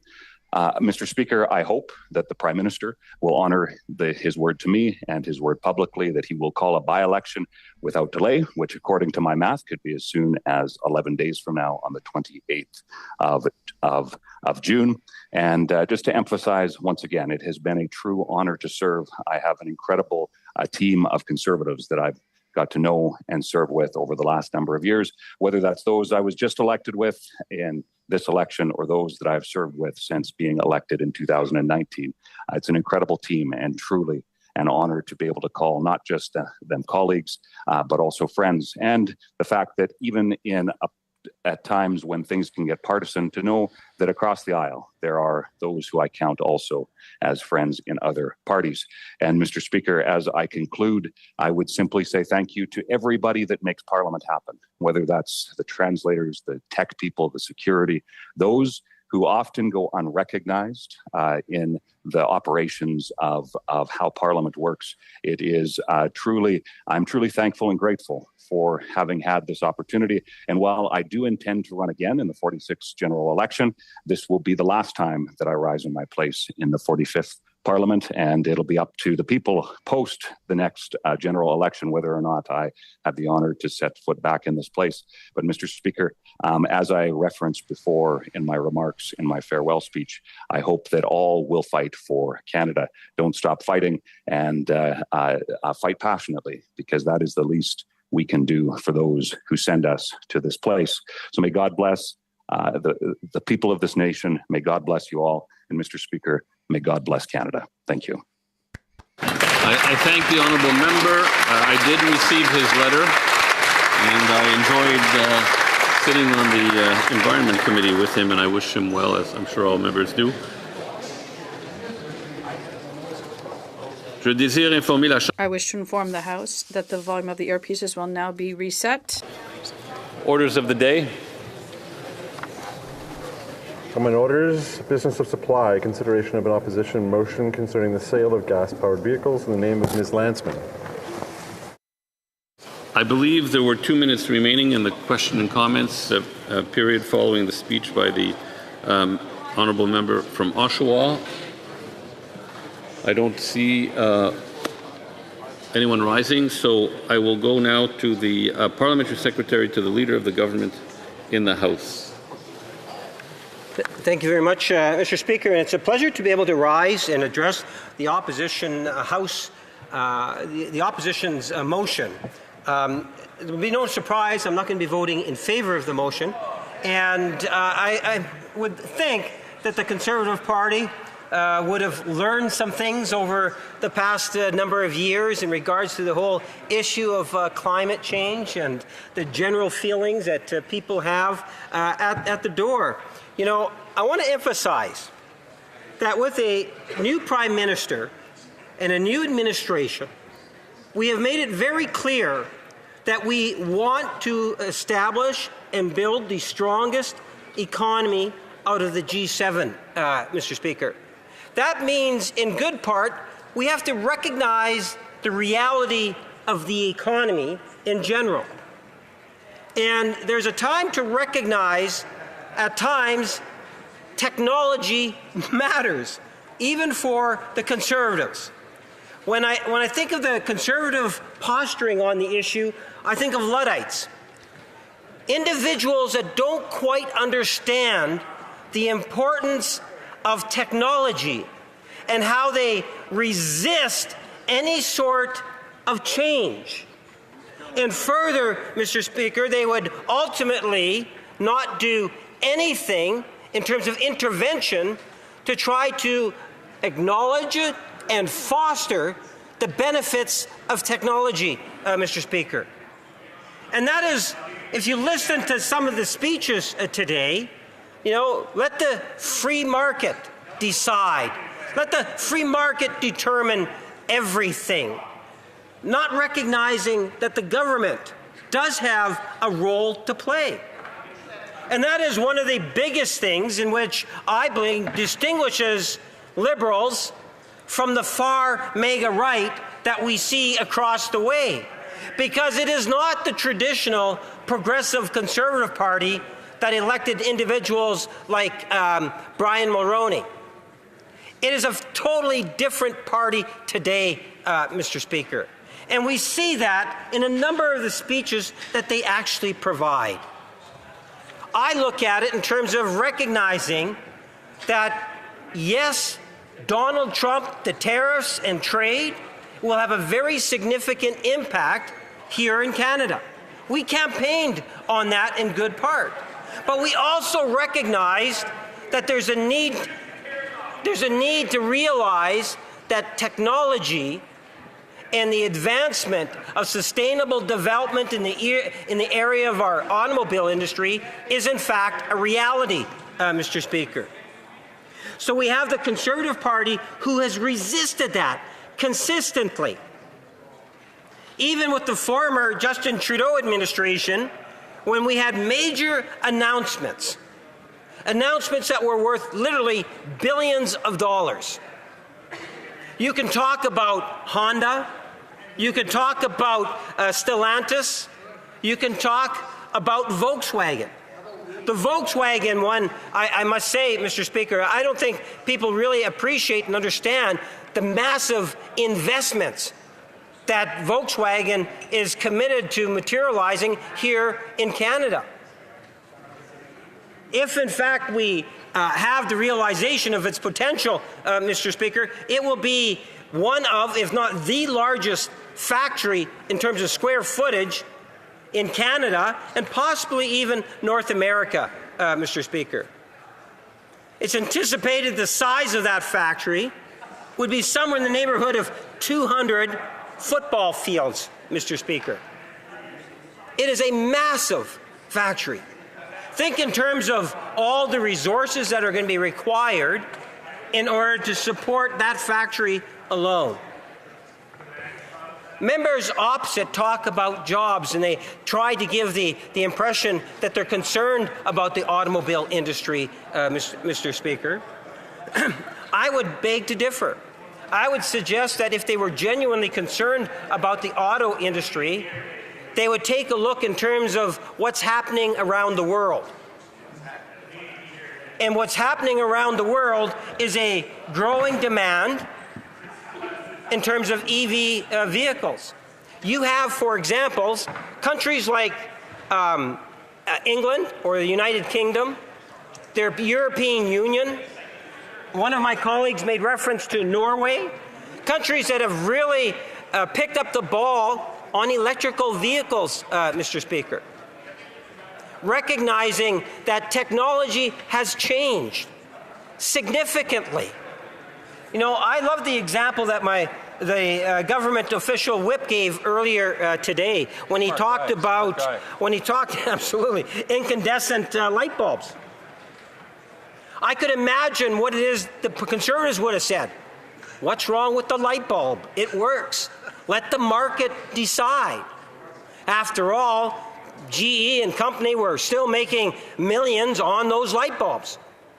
Why would they change their manufacturing process? Why would they adopt the new technology? Well, the simple reason, Mr. Speaker, is because through change, technology, research, you see that there is a better alternative to it. The alternative being LED lighting, Mr. Speaker. Now, the Conservatives' position would have been, leave it, don't touch it. Let the market decide. Progressive governments would recognize that what we can do is we can speed up that process by providing incentives, by encouraging companies to invest in technology and to use that technology for the betterment of society. What? And that's what I loved about that particular example that the member had raised.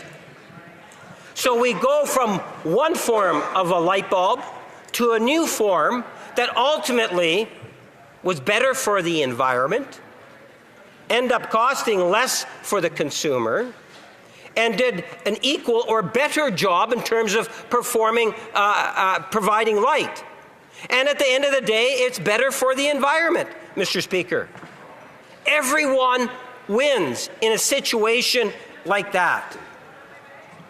Now, I realize there's a big difference between electric light bulbs and electric vehicles.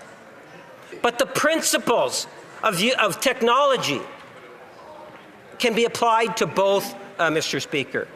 The attitudes coming from today's far-right Conservative Party has not changed and is applied to both on an equal basis, Mr. Speaker.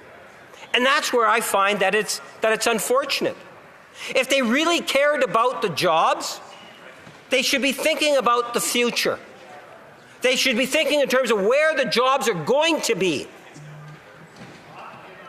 And I can tell you, Mr. Speaker, that whether the Conservative Party wants to or not, the world is going to continue to rotate, and we are going to continue to see the expansion of EV. We're going to continue to see young people drive environmental changes that is good for our environment, and ultimately, I would argue, as the member from Kingston did, good for the consumer too. Everyone can benefit, Mr. Speaker, by accepting policies that make a positive difference all around.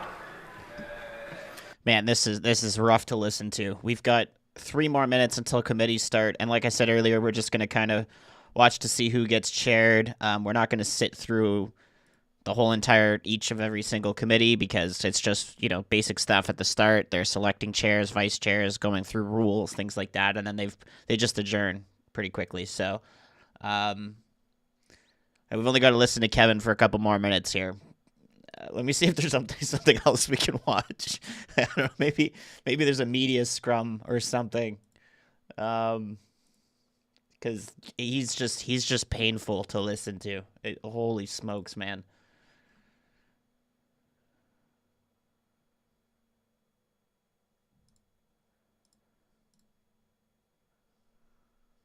Okay, here's this is recent. I think that's yeah, so it would be very timely, very helpful to us because I mean, not like this is much better.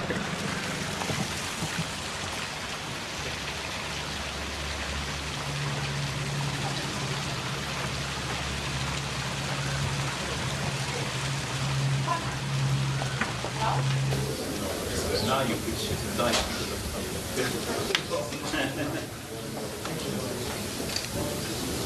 Okay. Good morning, ma'am. Good morning.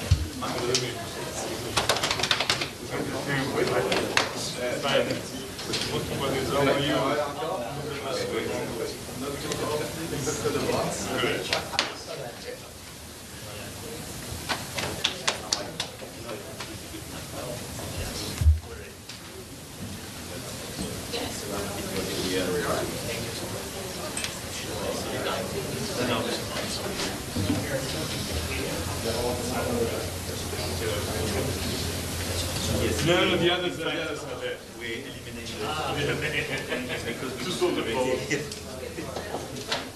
I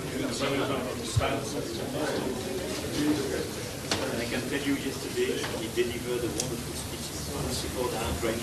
With the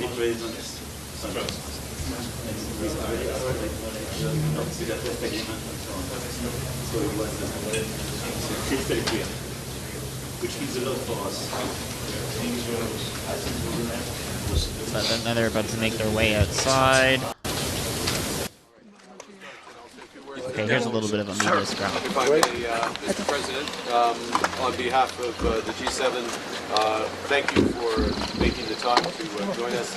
Bonjour tout le monde. Je voudrais vous accueillir ici en Kananaskis, en Alberta. Does he even own a suit? Votre réunion, c'est une séance très importante pour nous.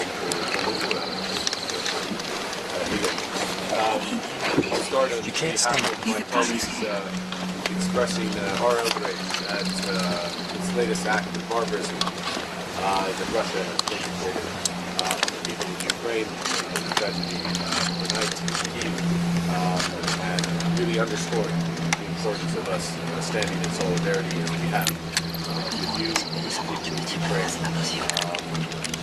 and supporting your unwavering efforts to find a just and lasting peace. President Trump has helped to try to lead these efforts. We salute your acceptance, or your openness, I should say, your openness to all efforts towards unconditional ceasefire. We look with regret and determination that President Putin's refusal up to this point to meet the leadership. And if I may say as well that we recognize and will continue to support, and I'll take the moment, if I may, as host to underscore what Canada is doing consistent with the solidarity of the G7. We're announcing today a further package of sanctions consistent with what the European Union has been doing. Sanctions on over 200 vessels in the South.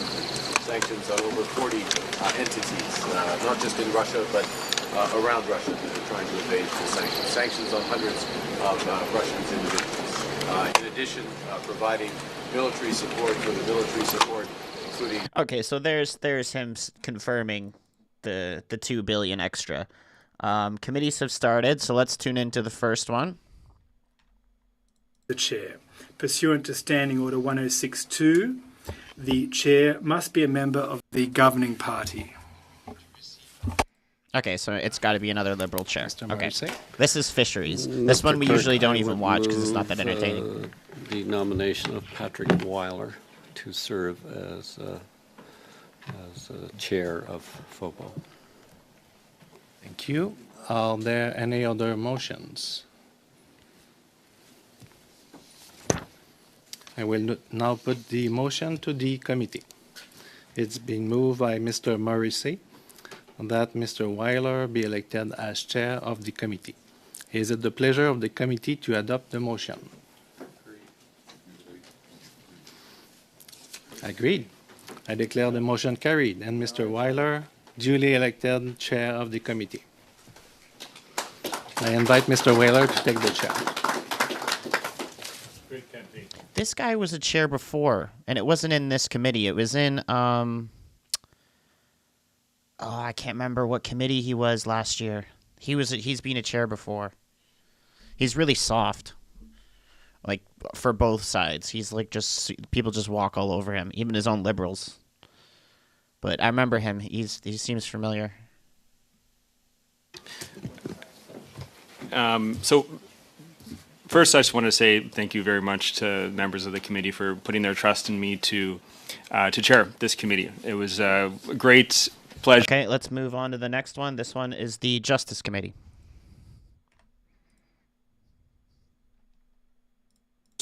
That the clerk of the committee can only receive motions for the election of the chair, and also the clerk cannot receive any other types of motions, cannot entertain points of order, nor participate in debate. We can now proceed to the election of chair. Pursuant to Standing Order 1062, the chair must be a member of the government party. Je suis prêt à recevoir des motions pour la présidence. Mr. Maloney. Okay, so it has to be another Liberal chair. I would like to nominate for the position of chair the Honourable Mark Miller. I'll just say a little bit about Mr. Miller. I've been working with him since we were both elected in 2015.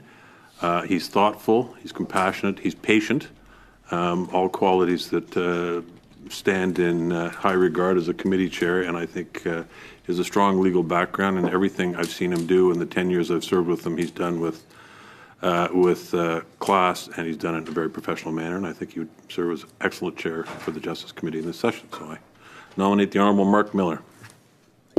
Thank you, Mr. Maloney. Are there any other motions? Seeing none, it has been moved by Mr. Maloney that Mr. Miller be chair of the committee. Is it the pleasure of the committee to adopt the motion? Unanimous. I see it's unanimous. Thank you. I declare the motion carried and the Honourable Mark Miller elected chair of the committee. Mr. Miller.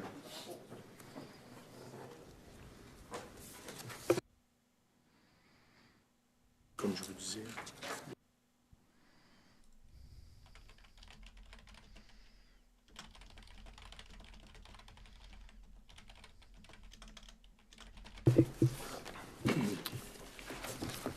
Bonjour à tous et à Good morning. Okay, let's move on to National Defense.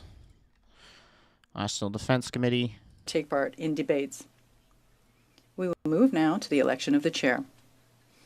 Pursuant to Section 106(2), the chair must be a member of the governing party. I'm open to any nominations. I move Mr. Mallet. Nominate MP Souza. It was moved by MP Mallet that Mr. Souza be elected as chair of the committee. Are there any further motions?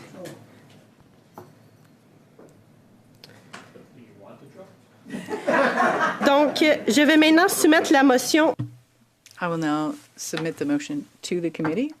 Mr. Mallet moves that Mr. Souza be elected chair of the committee. Is it the pleasure of the committee to adopt this motion? Yes, it is carried. Mr.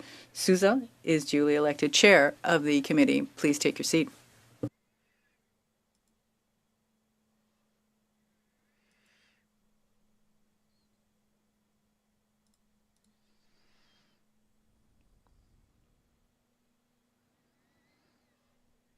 I think he's been a chair before. No, he wasn't a chair last time, I don't think.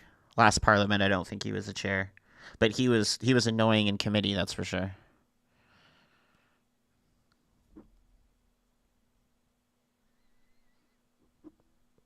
Okay, let's move on to citizenship and immigration.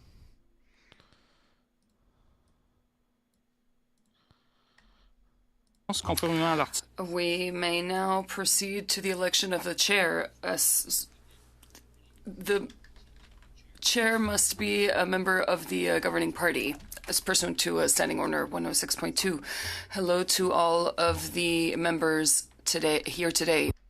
Lee Dershowitz as chair for our committee, and just to sing her praises, she's been a member since 2015 and has been a very experienced parliamentarian, and I personally feel that she would help us in our work as a committee in a fashion that works across party lines and that also ensures that we are advancing the mission mandate of this committee for the Parliament, for our Parliament.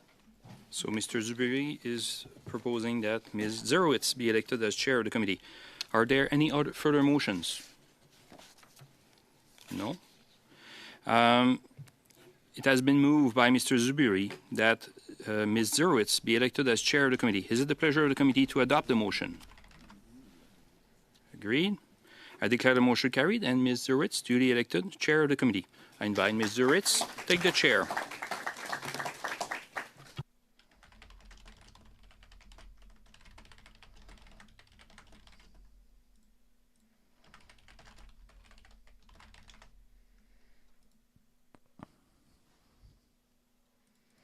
Okay, so another Lib.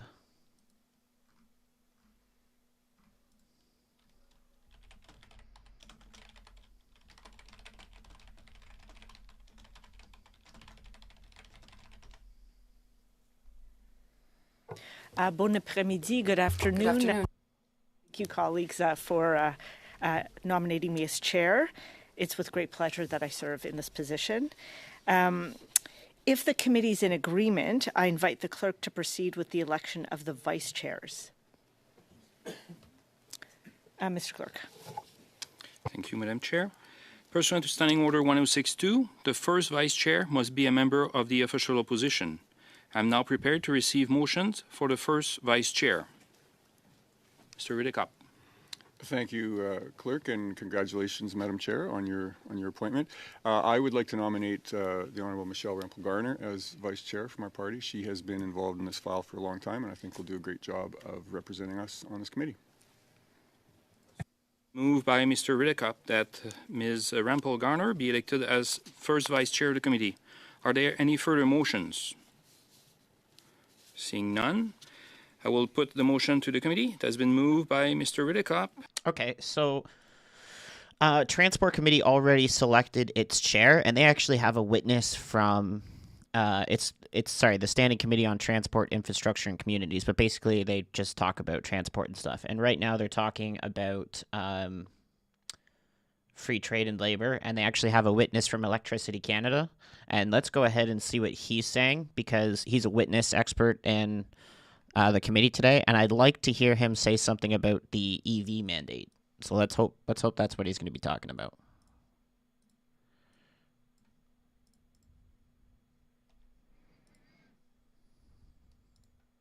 To appear tomorrow, so I can confirm that for members.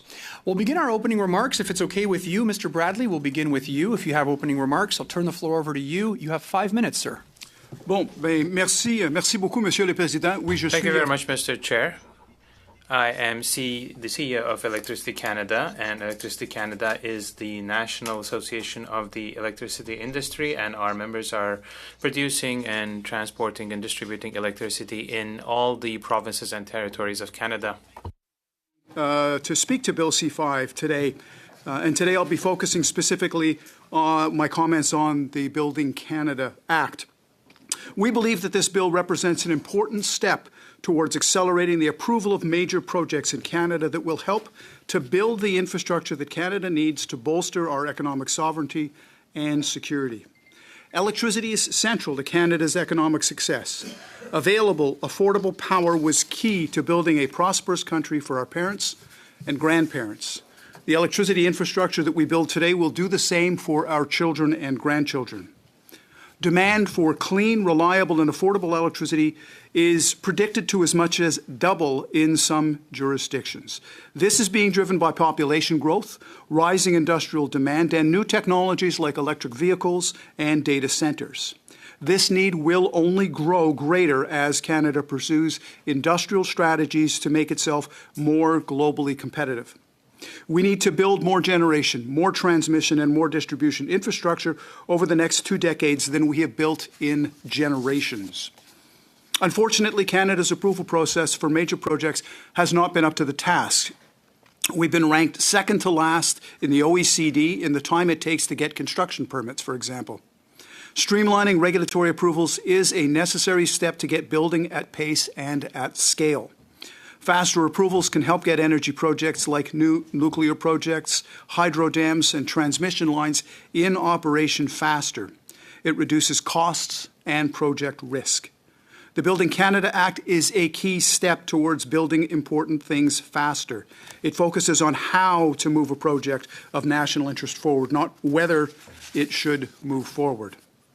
We can move faster while forging strong Indigenous partnerships and adhering to environmental protections. The Act has the potential to provide greater certainty for investors. It mirrors key recommendations that we've made to government, which are included in the annual State of the Industry report that we've provided to you. Electricity Canada has long advocated for a 2-year time limit on project approvals and for the government to adopt a one project, one review approach. We also believe that a central major projects office can help coordinate between departments and act as the main point of contact for industry as we navigate an often cumbersome federal system. Beyond approvals, such an office could also help coordinate funding and financing support. While this bill will have a primary impact on designated projects of national interest and what is of greater national interest than a strong electricity grid, the lessons learned from these could kick off a needed culture shift in our regulatory agencies and allow for broader improvements. Integrating these lessons more broadly should be an explicit goal of the bill, because ultimately it is essential that the regulatory environment for all projects is improved. Delays in getting permits and approvals adds cost for industry, no matter the size of the project, and those costs all end up on customers' bills. The government must look at how we can better support existing infrastructure. If demand is going to double, we'll have to preserve and optimize what we already have. Too often, federal rules make it difficult to maintain or expand electricity infrastructure, even if it has been in place for decades. The Fisheries Act is the best example, where changes made in 2019 have complicated even the most straightforward maintenance. We also need to make sure that operating rules don't hinder reliability. The clean electricity regulations will add significant costs and add reliability risks in several Canadian jurisdictions while not meaningfully reducing emissions. Building the system will also require significant investment, which is likely too great for the ratepayer alone. Parliament must pass the Clean Electricity Investment Tax Credit to support projects. It should also expand coverage to include all transmission and support distribution investments. Electricity is a Canadian advantage. We have one of the cleanest electricity in the world at 84% non-emitting. It is reliable and it is competitive. It is a key foundation for Canada's future economic success. Thank you. Thank you very much, Mr. Bradley. And next we'll go over to Ms. Kokinos. Ms. Kokinos, the floor is yours. You have 5 minutes, please. Thank you, Chair and members of the committee. I'm Yota Kokinos, Senior Executive Advisor at the Public Policy Forum and former Director General at Natural Resources Canada. It's an honor to be with you today. I think we can all agree that Canada is at a crossroads. We have the resources, talent, and global demand, but we're not building energy, infrastructure, and critical minerals projects fast enough. The Build Big Things report is the Public Policy Forum's call to action, a roadmap to unlock billions in investment, attract global capital, and fast-track nation-building projects. We launched it in response to a sharp drop in investment and the urgent need for a bold, coordinated strategy to move projects forward. What we call the playbook outlines 10 essential plays that, taken together, will ensure that key projects will rapidly advance. The playbook's premise is that if we build big things, Canada can reduce its reliance on the U.S. market, become a trusted global supplier of energy and critical minerals, and meet our climate goals, and strengthen the infrastructure that connects our country and supports our sovereignty. Let me start with why building big things matters. Donald Trump provided Canada with a needed wake-up call. Canada must expand its market access and strengthen federal-provincial cooperation to stay competitive. Yet investments in major projects is falling, despite our massive potential. Navius Research modeled over $600 billion in proposed projects that are on the books right now that could add $1.1 trillion to GDP by 2035. A 4.5% increase.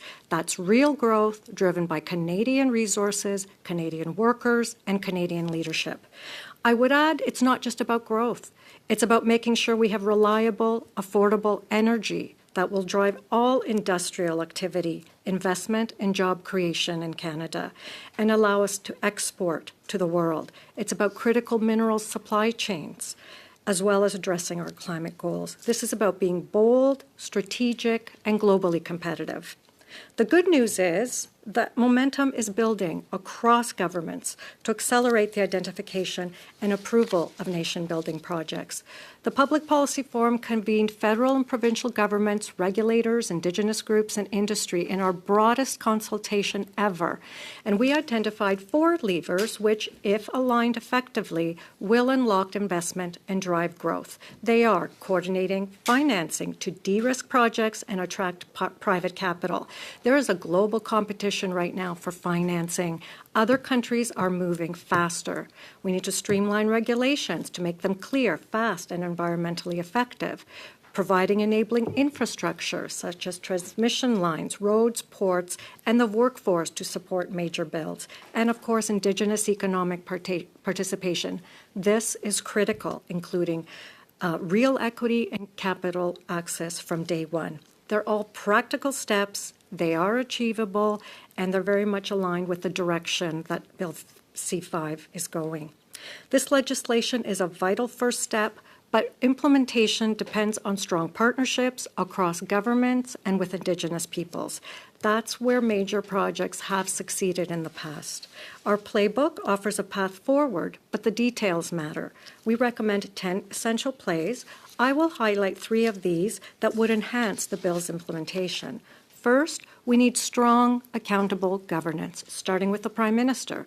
These projects are vast and complex and necessitate a high degree of oversight to succeed. We suggest a Deputy Ministers Committee that meets regularly, backed by a Cabinet Committee, to drive coordination and delivery.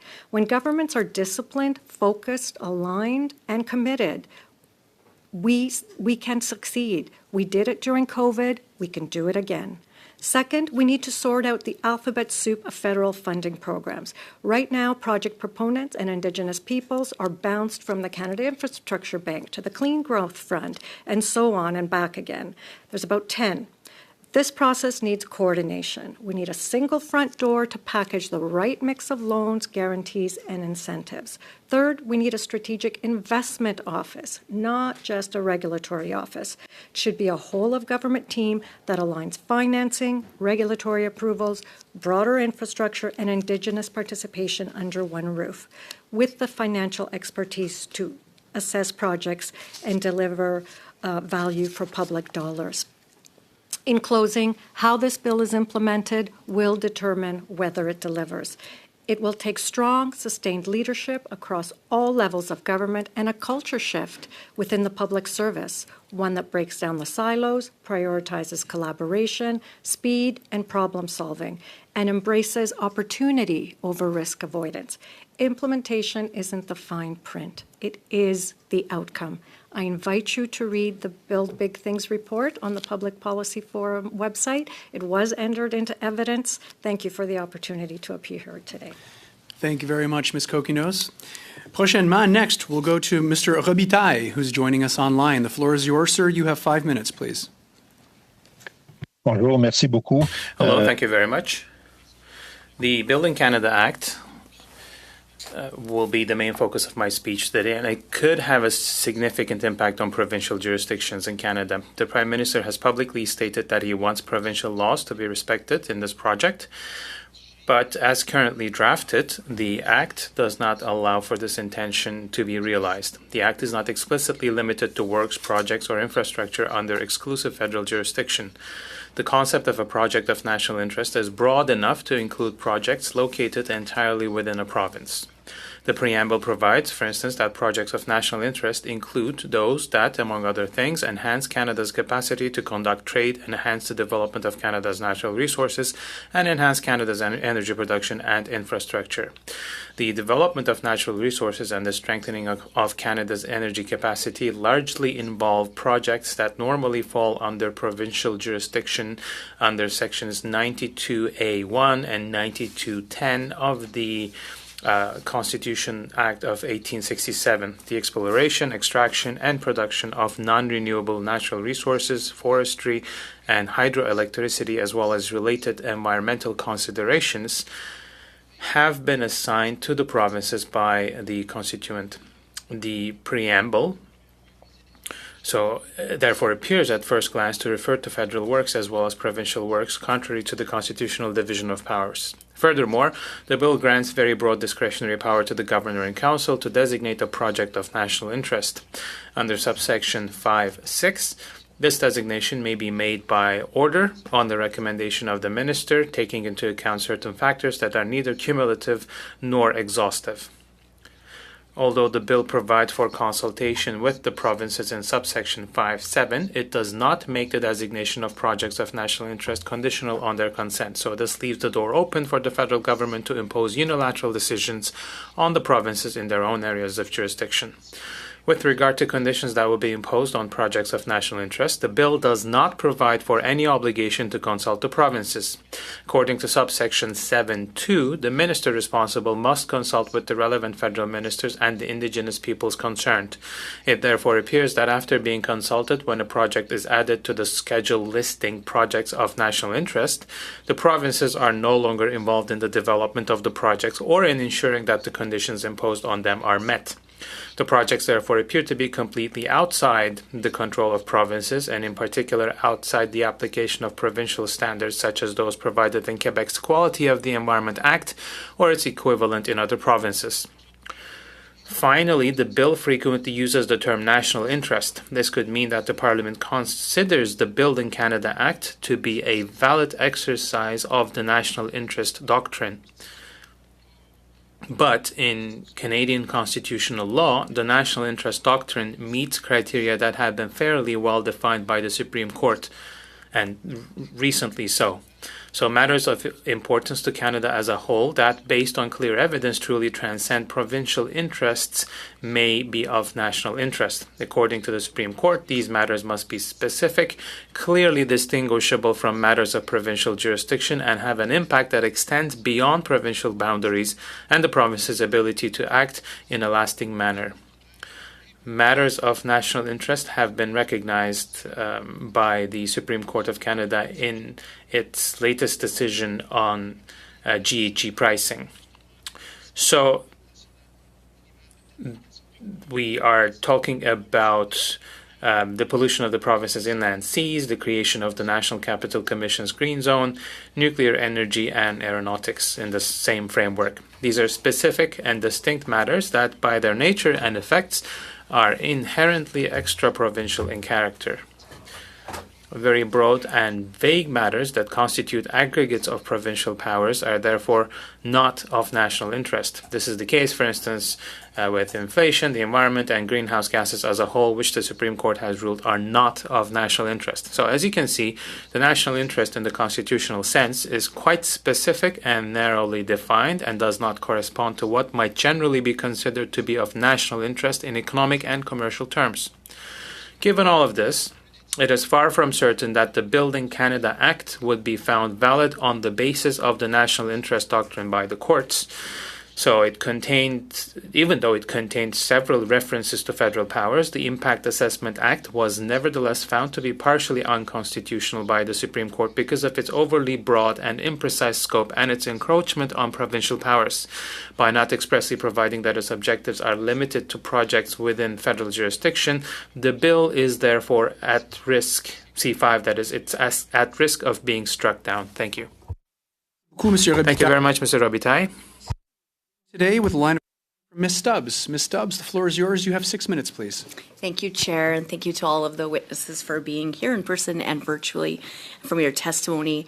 We as Conservatives over the last 10 years certainly have advocated for certainty, clarity, predictability, and fairness in conditions for proponents to be able to invest and build, and have long advocated for expedited approvals and for clarity from the government. Mr. Bradley, maybe we could start with you. Can you outline your main concerns regarding C5 in terms of certainty and clarity? The principal concerns that I have are what's not covered by C5. I think the challenge that I foresee is the expectation is there will be a small set of projects that will be deemed in the national interest. But what is going to be required to be able to meet our future requirements in the electricity sector and probably for other critical infrastructure sectors will likely be both within those that small subset of national interest projects, but a lot of them will be outside of the national interest projects. And so C5 does not address some fundamental problems that we see as a sector with, for example, clean electricity regulations, the Impact Assessment Act, the Fisheries Act, and others. So our concern is really with respect to what isn't covered and what projects that would fall outside of deemed as within the national interest.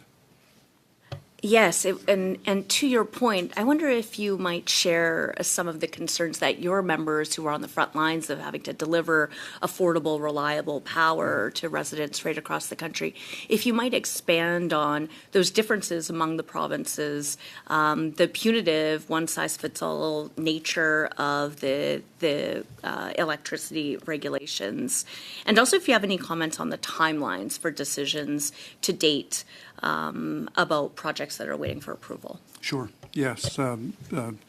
The issues around clean electricity regulations, and we've been very clear over the past year with both officials within the department and with elected officials in terms of what our concerns are.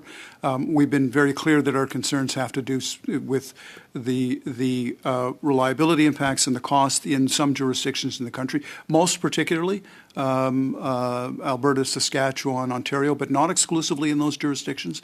And our concerns are not political, as I keep telling people for the past year. This is a question of physics. It is just basic physics. The clean electricity regulations were developed and based upon economic models. And the people in my sector are responsible for reliability, and their reliability projections are not based upon economic models, they're based upon reliability models. And so the principal concerns that we've been bringing forward are the concerns of the system operators and the people that actually have to deliver electricity to customers. So we see an impact here directly, potentially directly on reliability and on rates in multiple jurisdictions in the country. This is part of the reason why Conservatives advocate to scrap the electricity regulations, particularly in the context of a government that says it does want to fast track and provide clarity and certainty for proponents like the members that you represent.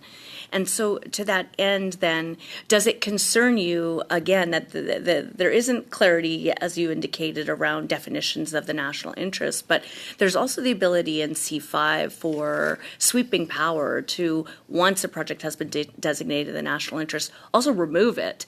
And so does that lack of clarity concern your members in terms of being able to make your long-term decisions? Well, I mean, the missing piece in all of this in the legislation, and of course, given the short timelines, it's not terribly surprising. Schedule 1 is blank. And so, there's open questions in terms of what would be in Schedule 1, what would be out of Schedule 1, and then whether something remains within the national interest. So yes, those are certainly concerns that we would have. We think directionally this is good. We're hoping that it actually, as I indicated in my prepared remarks, signals a change and a change that we'll see really throughout the different regulatory authorities, because there's something in the order of about 90 federal laws, regulations, and statutes that actually affect the electricity sector, a sector that is in theory a provincial responsibility. But the ability to actually bring a project forward trips over a multitude of all of these different statutes, and so we're hoping that this is a signal of not just addressing what can be done for national interest projects, but indicative of a more efficient approach to regulation going forward.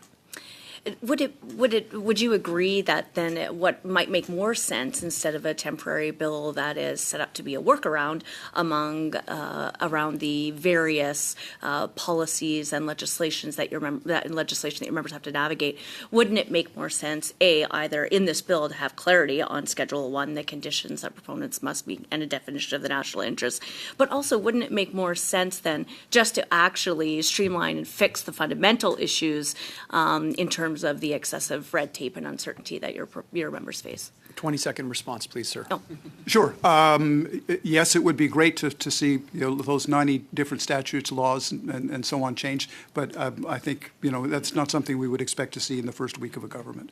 So I recognize that time is short. Thank you very much, Mr. Bradley, and thank you, Ms. Stubbs. Next, we'll.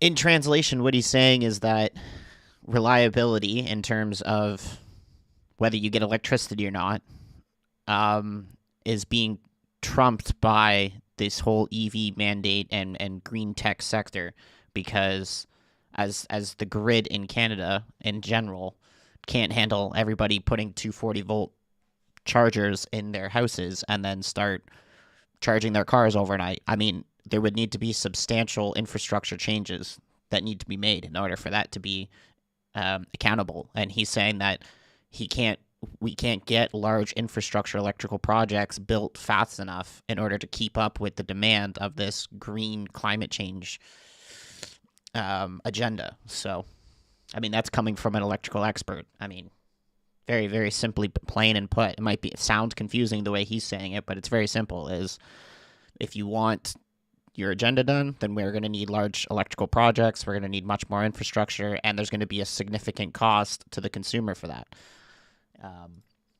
Simple. So anyway, I don't really want to watch the Liberals go through rounds. Oh, it looks like, let me see, some of the other committees have already adjourned. One's already gone in camera, and another one suspended. So this is the only one going right now. All the other ones pretty much adjourned. Like I said, they just had chair elections, and then that's it. Tomorrow there is some committees we'll watch after question period, which obviously House doesn't start till 2 anyway. It's a late start for them, but there are a couple committees we'll watch tomorrow. And then Thursday there'll be some good ones. Like Public Accounts has already done its routine proceedings of selecting a chair and things like that. So Thursday morning, they will have a decent committee and actually probably have witnesses, just like this committee is having. As well, in the morning, during the same time, OGO will be selecting a chair, and we need Macaulay to get into the chair. Same with Ethics. Ethics had John Brassard last time, and they'll be selecting a chair, so we'll try to catch those as well. Hopefully we get 2 Conservative chairs there. And there's a couple others on Thursday morning as well. So Thursday will be a jam-packed day for committees, and hopefully we'll get some actual good content there. And then it's Friday, and then that's it. That's it until they come back on September 15th. So hopefully we get some good Conservative chairs in OGO and in the Ethics Committee. We already have one in Public Accounts with Williamson, and hopefully they call committees over the summer. And that way we can stream those. But otherwise, it'll be a pretty decent break for live streams on this channel during the summer. There'll be clips that I have, coming out on the channel as things happen, as they do with Prime Minister doing this and that, and media scrums, and so on and so on. So there'll still be clips to check on the channel, but it will slow down as Parliament comes to a kind of summer break. But yeah, so that's it for here. That's it for today. And like I said, tomorrow we'll be live, question period, 2 p.m. Eastern Standard Time, and then afterwards we'll do some committees. So I hope everyone has a good rest of your evening. I'm going to go do some stuff and get some clips out on the channel too. And yeah, I will see you guys tomorrow. Cheers, guys.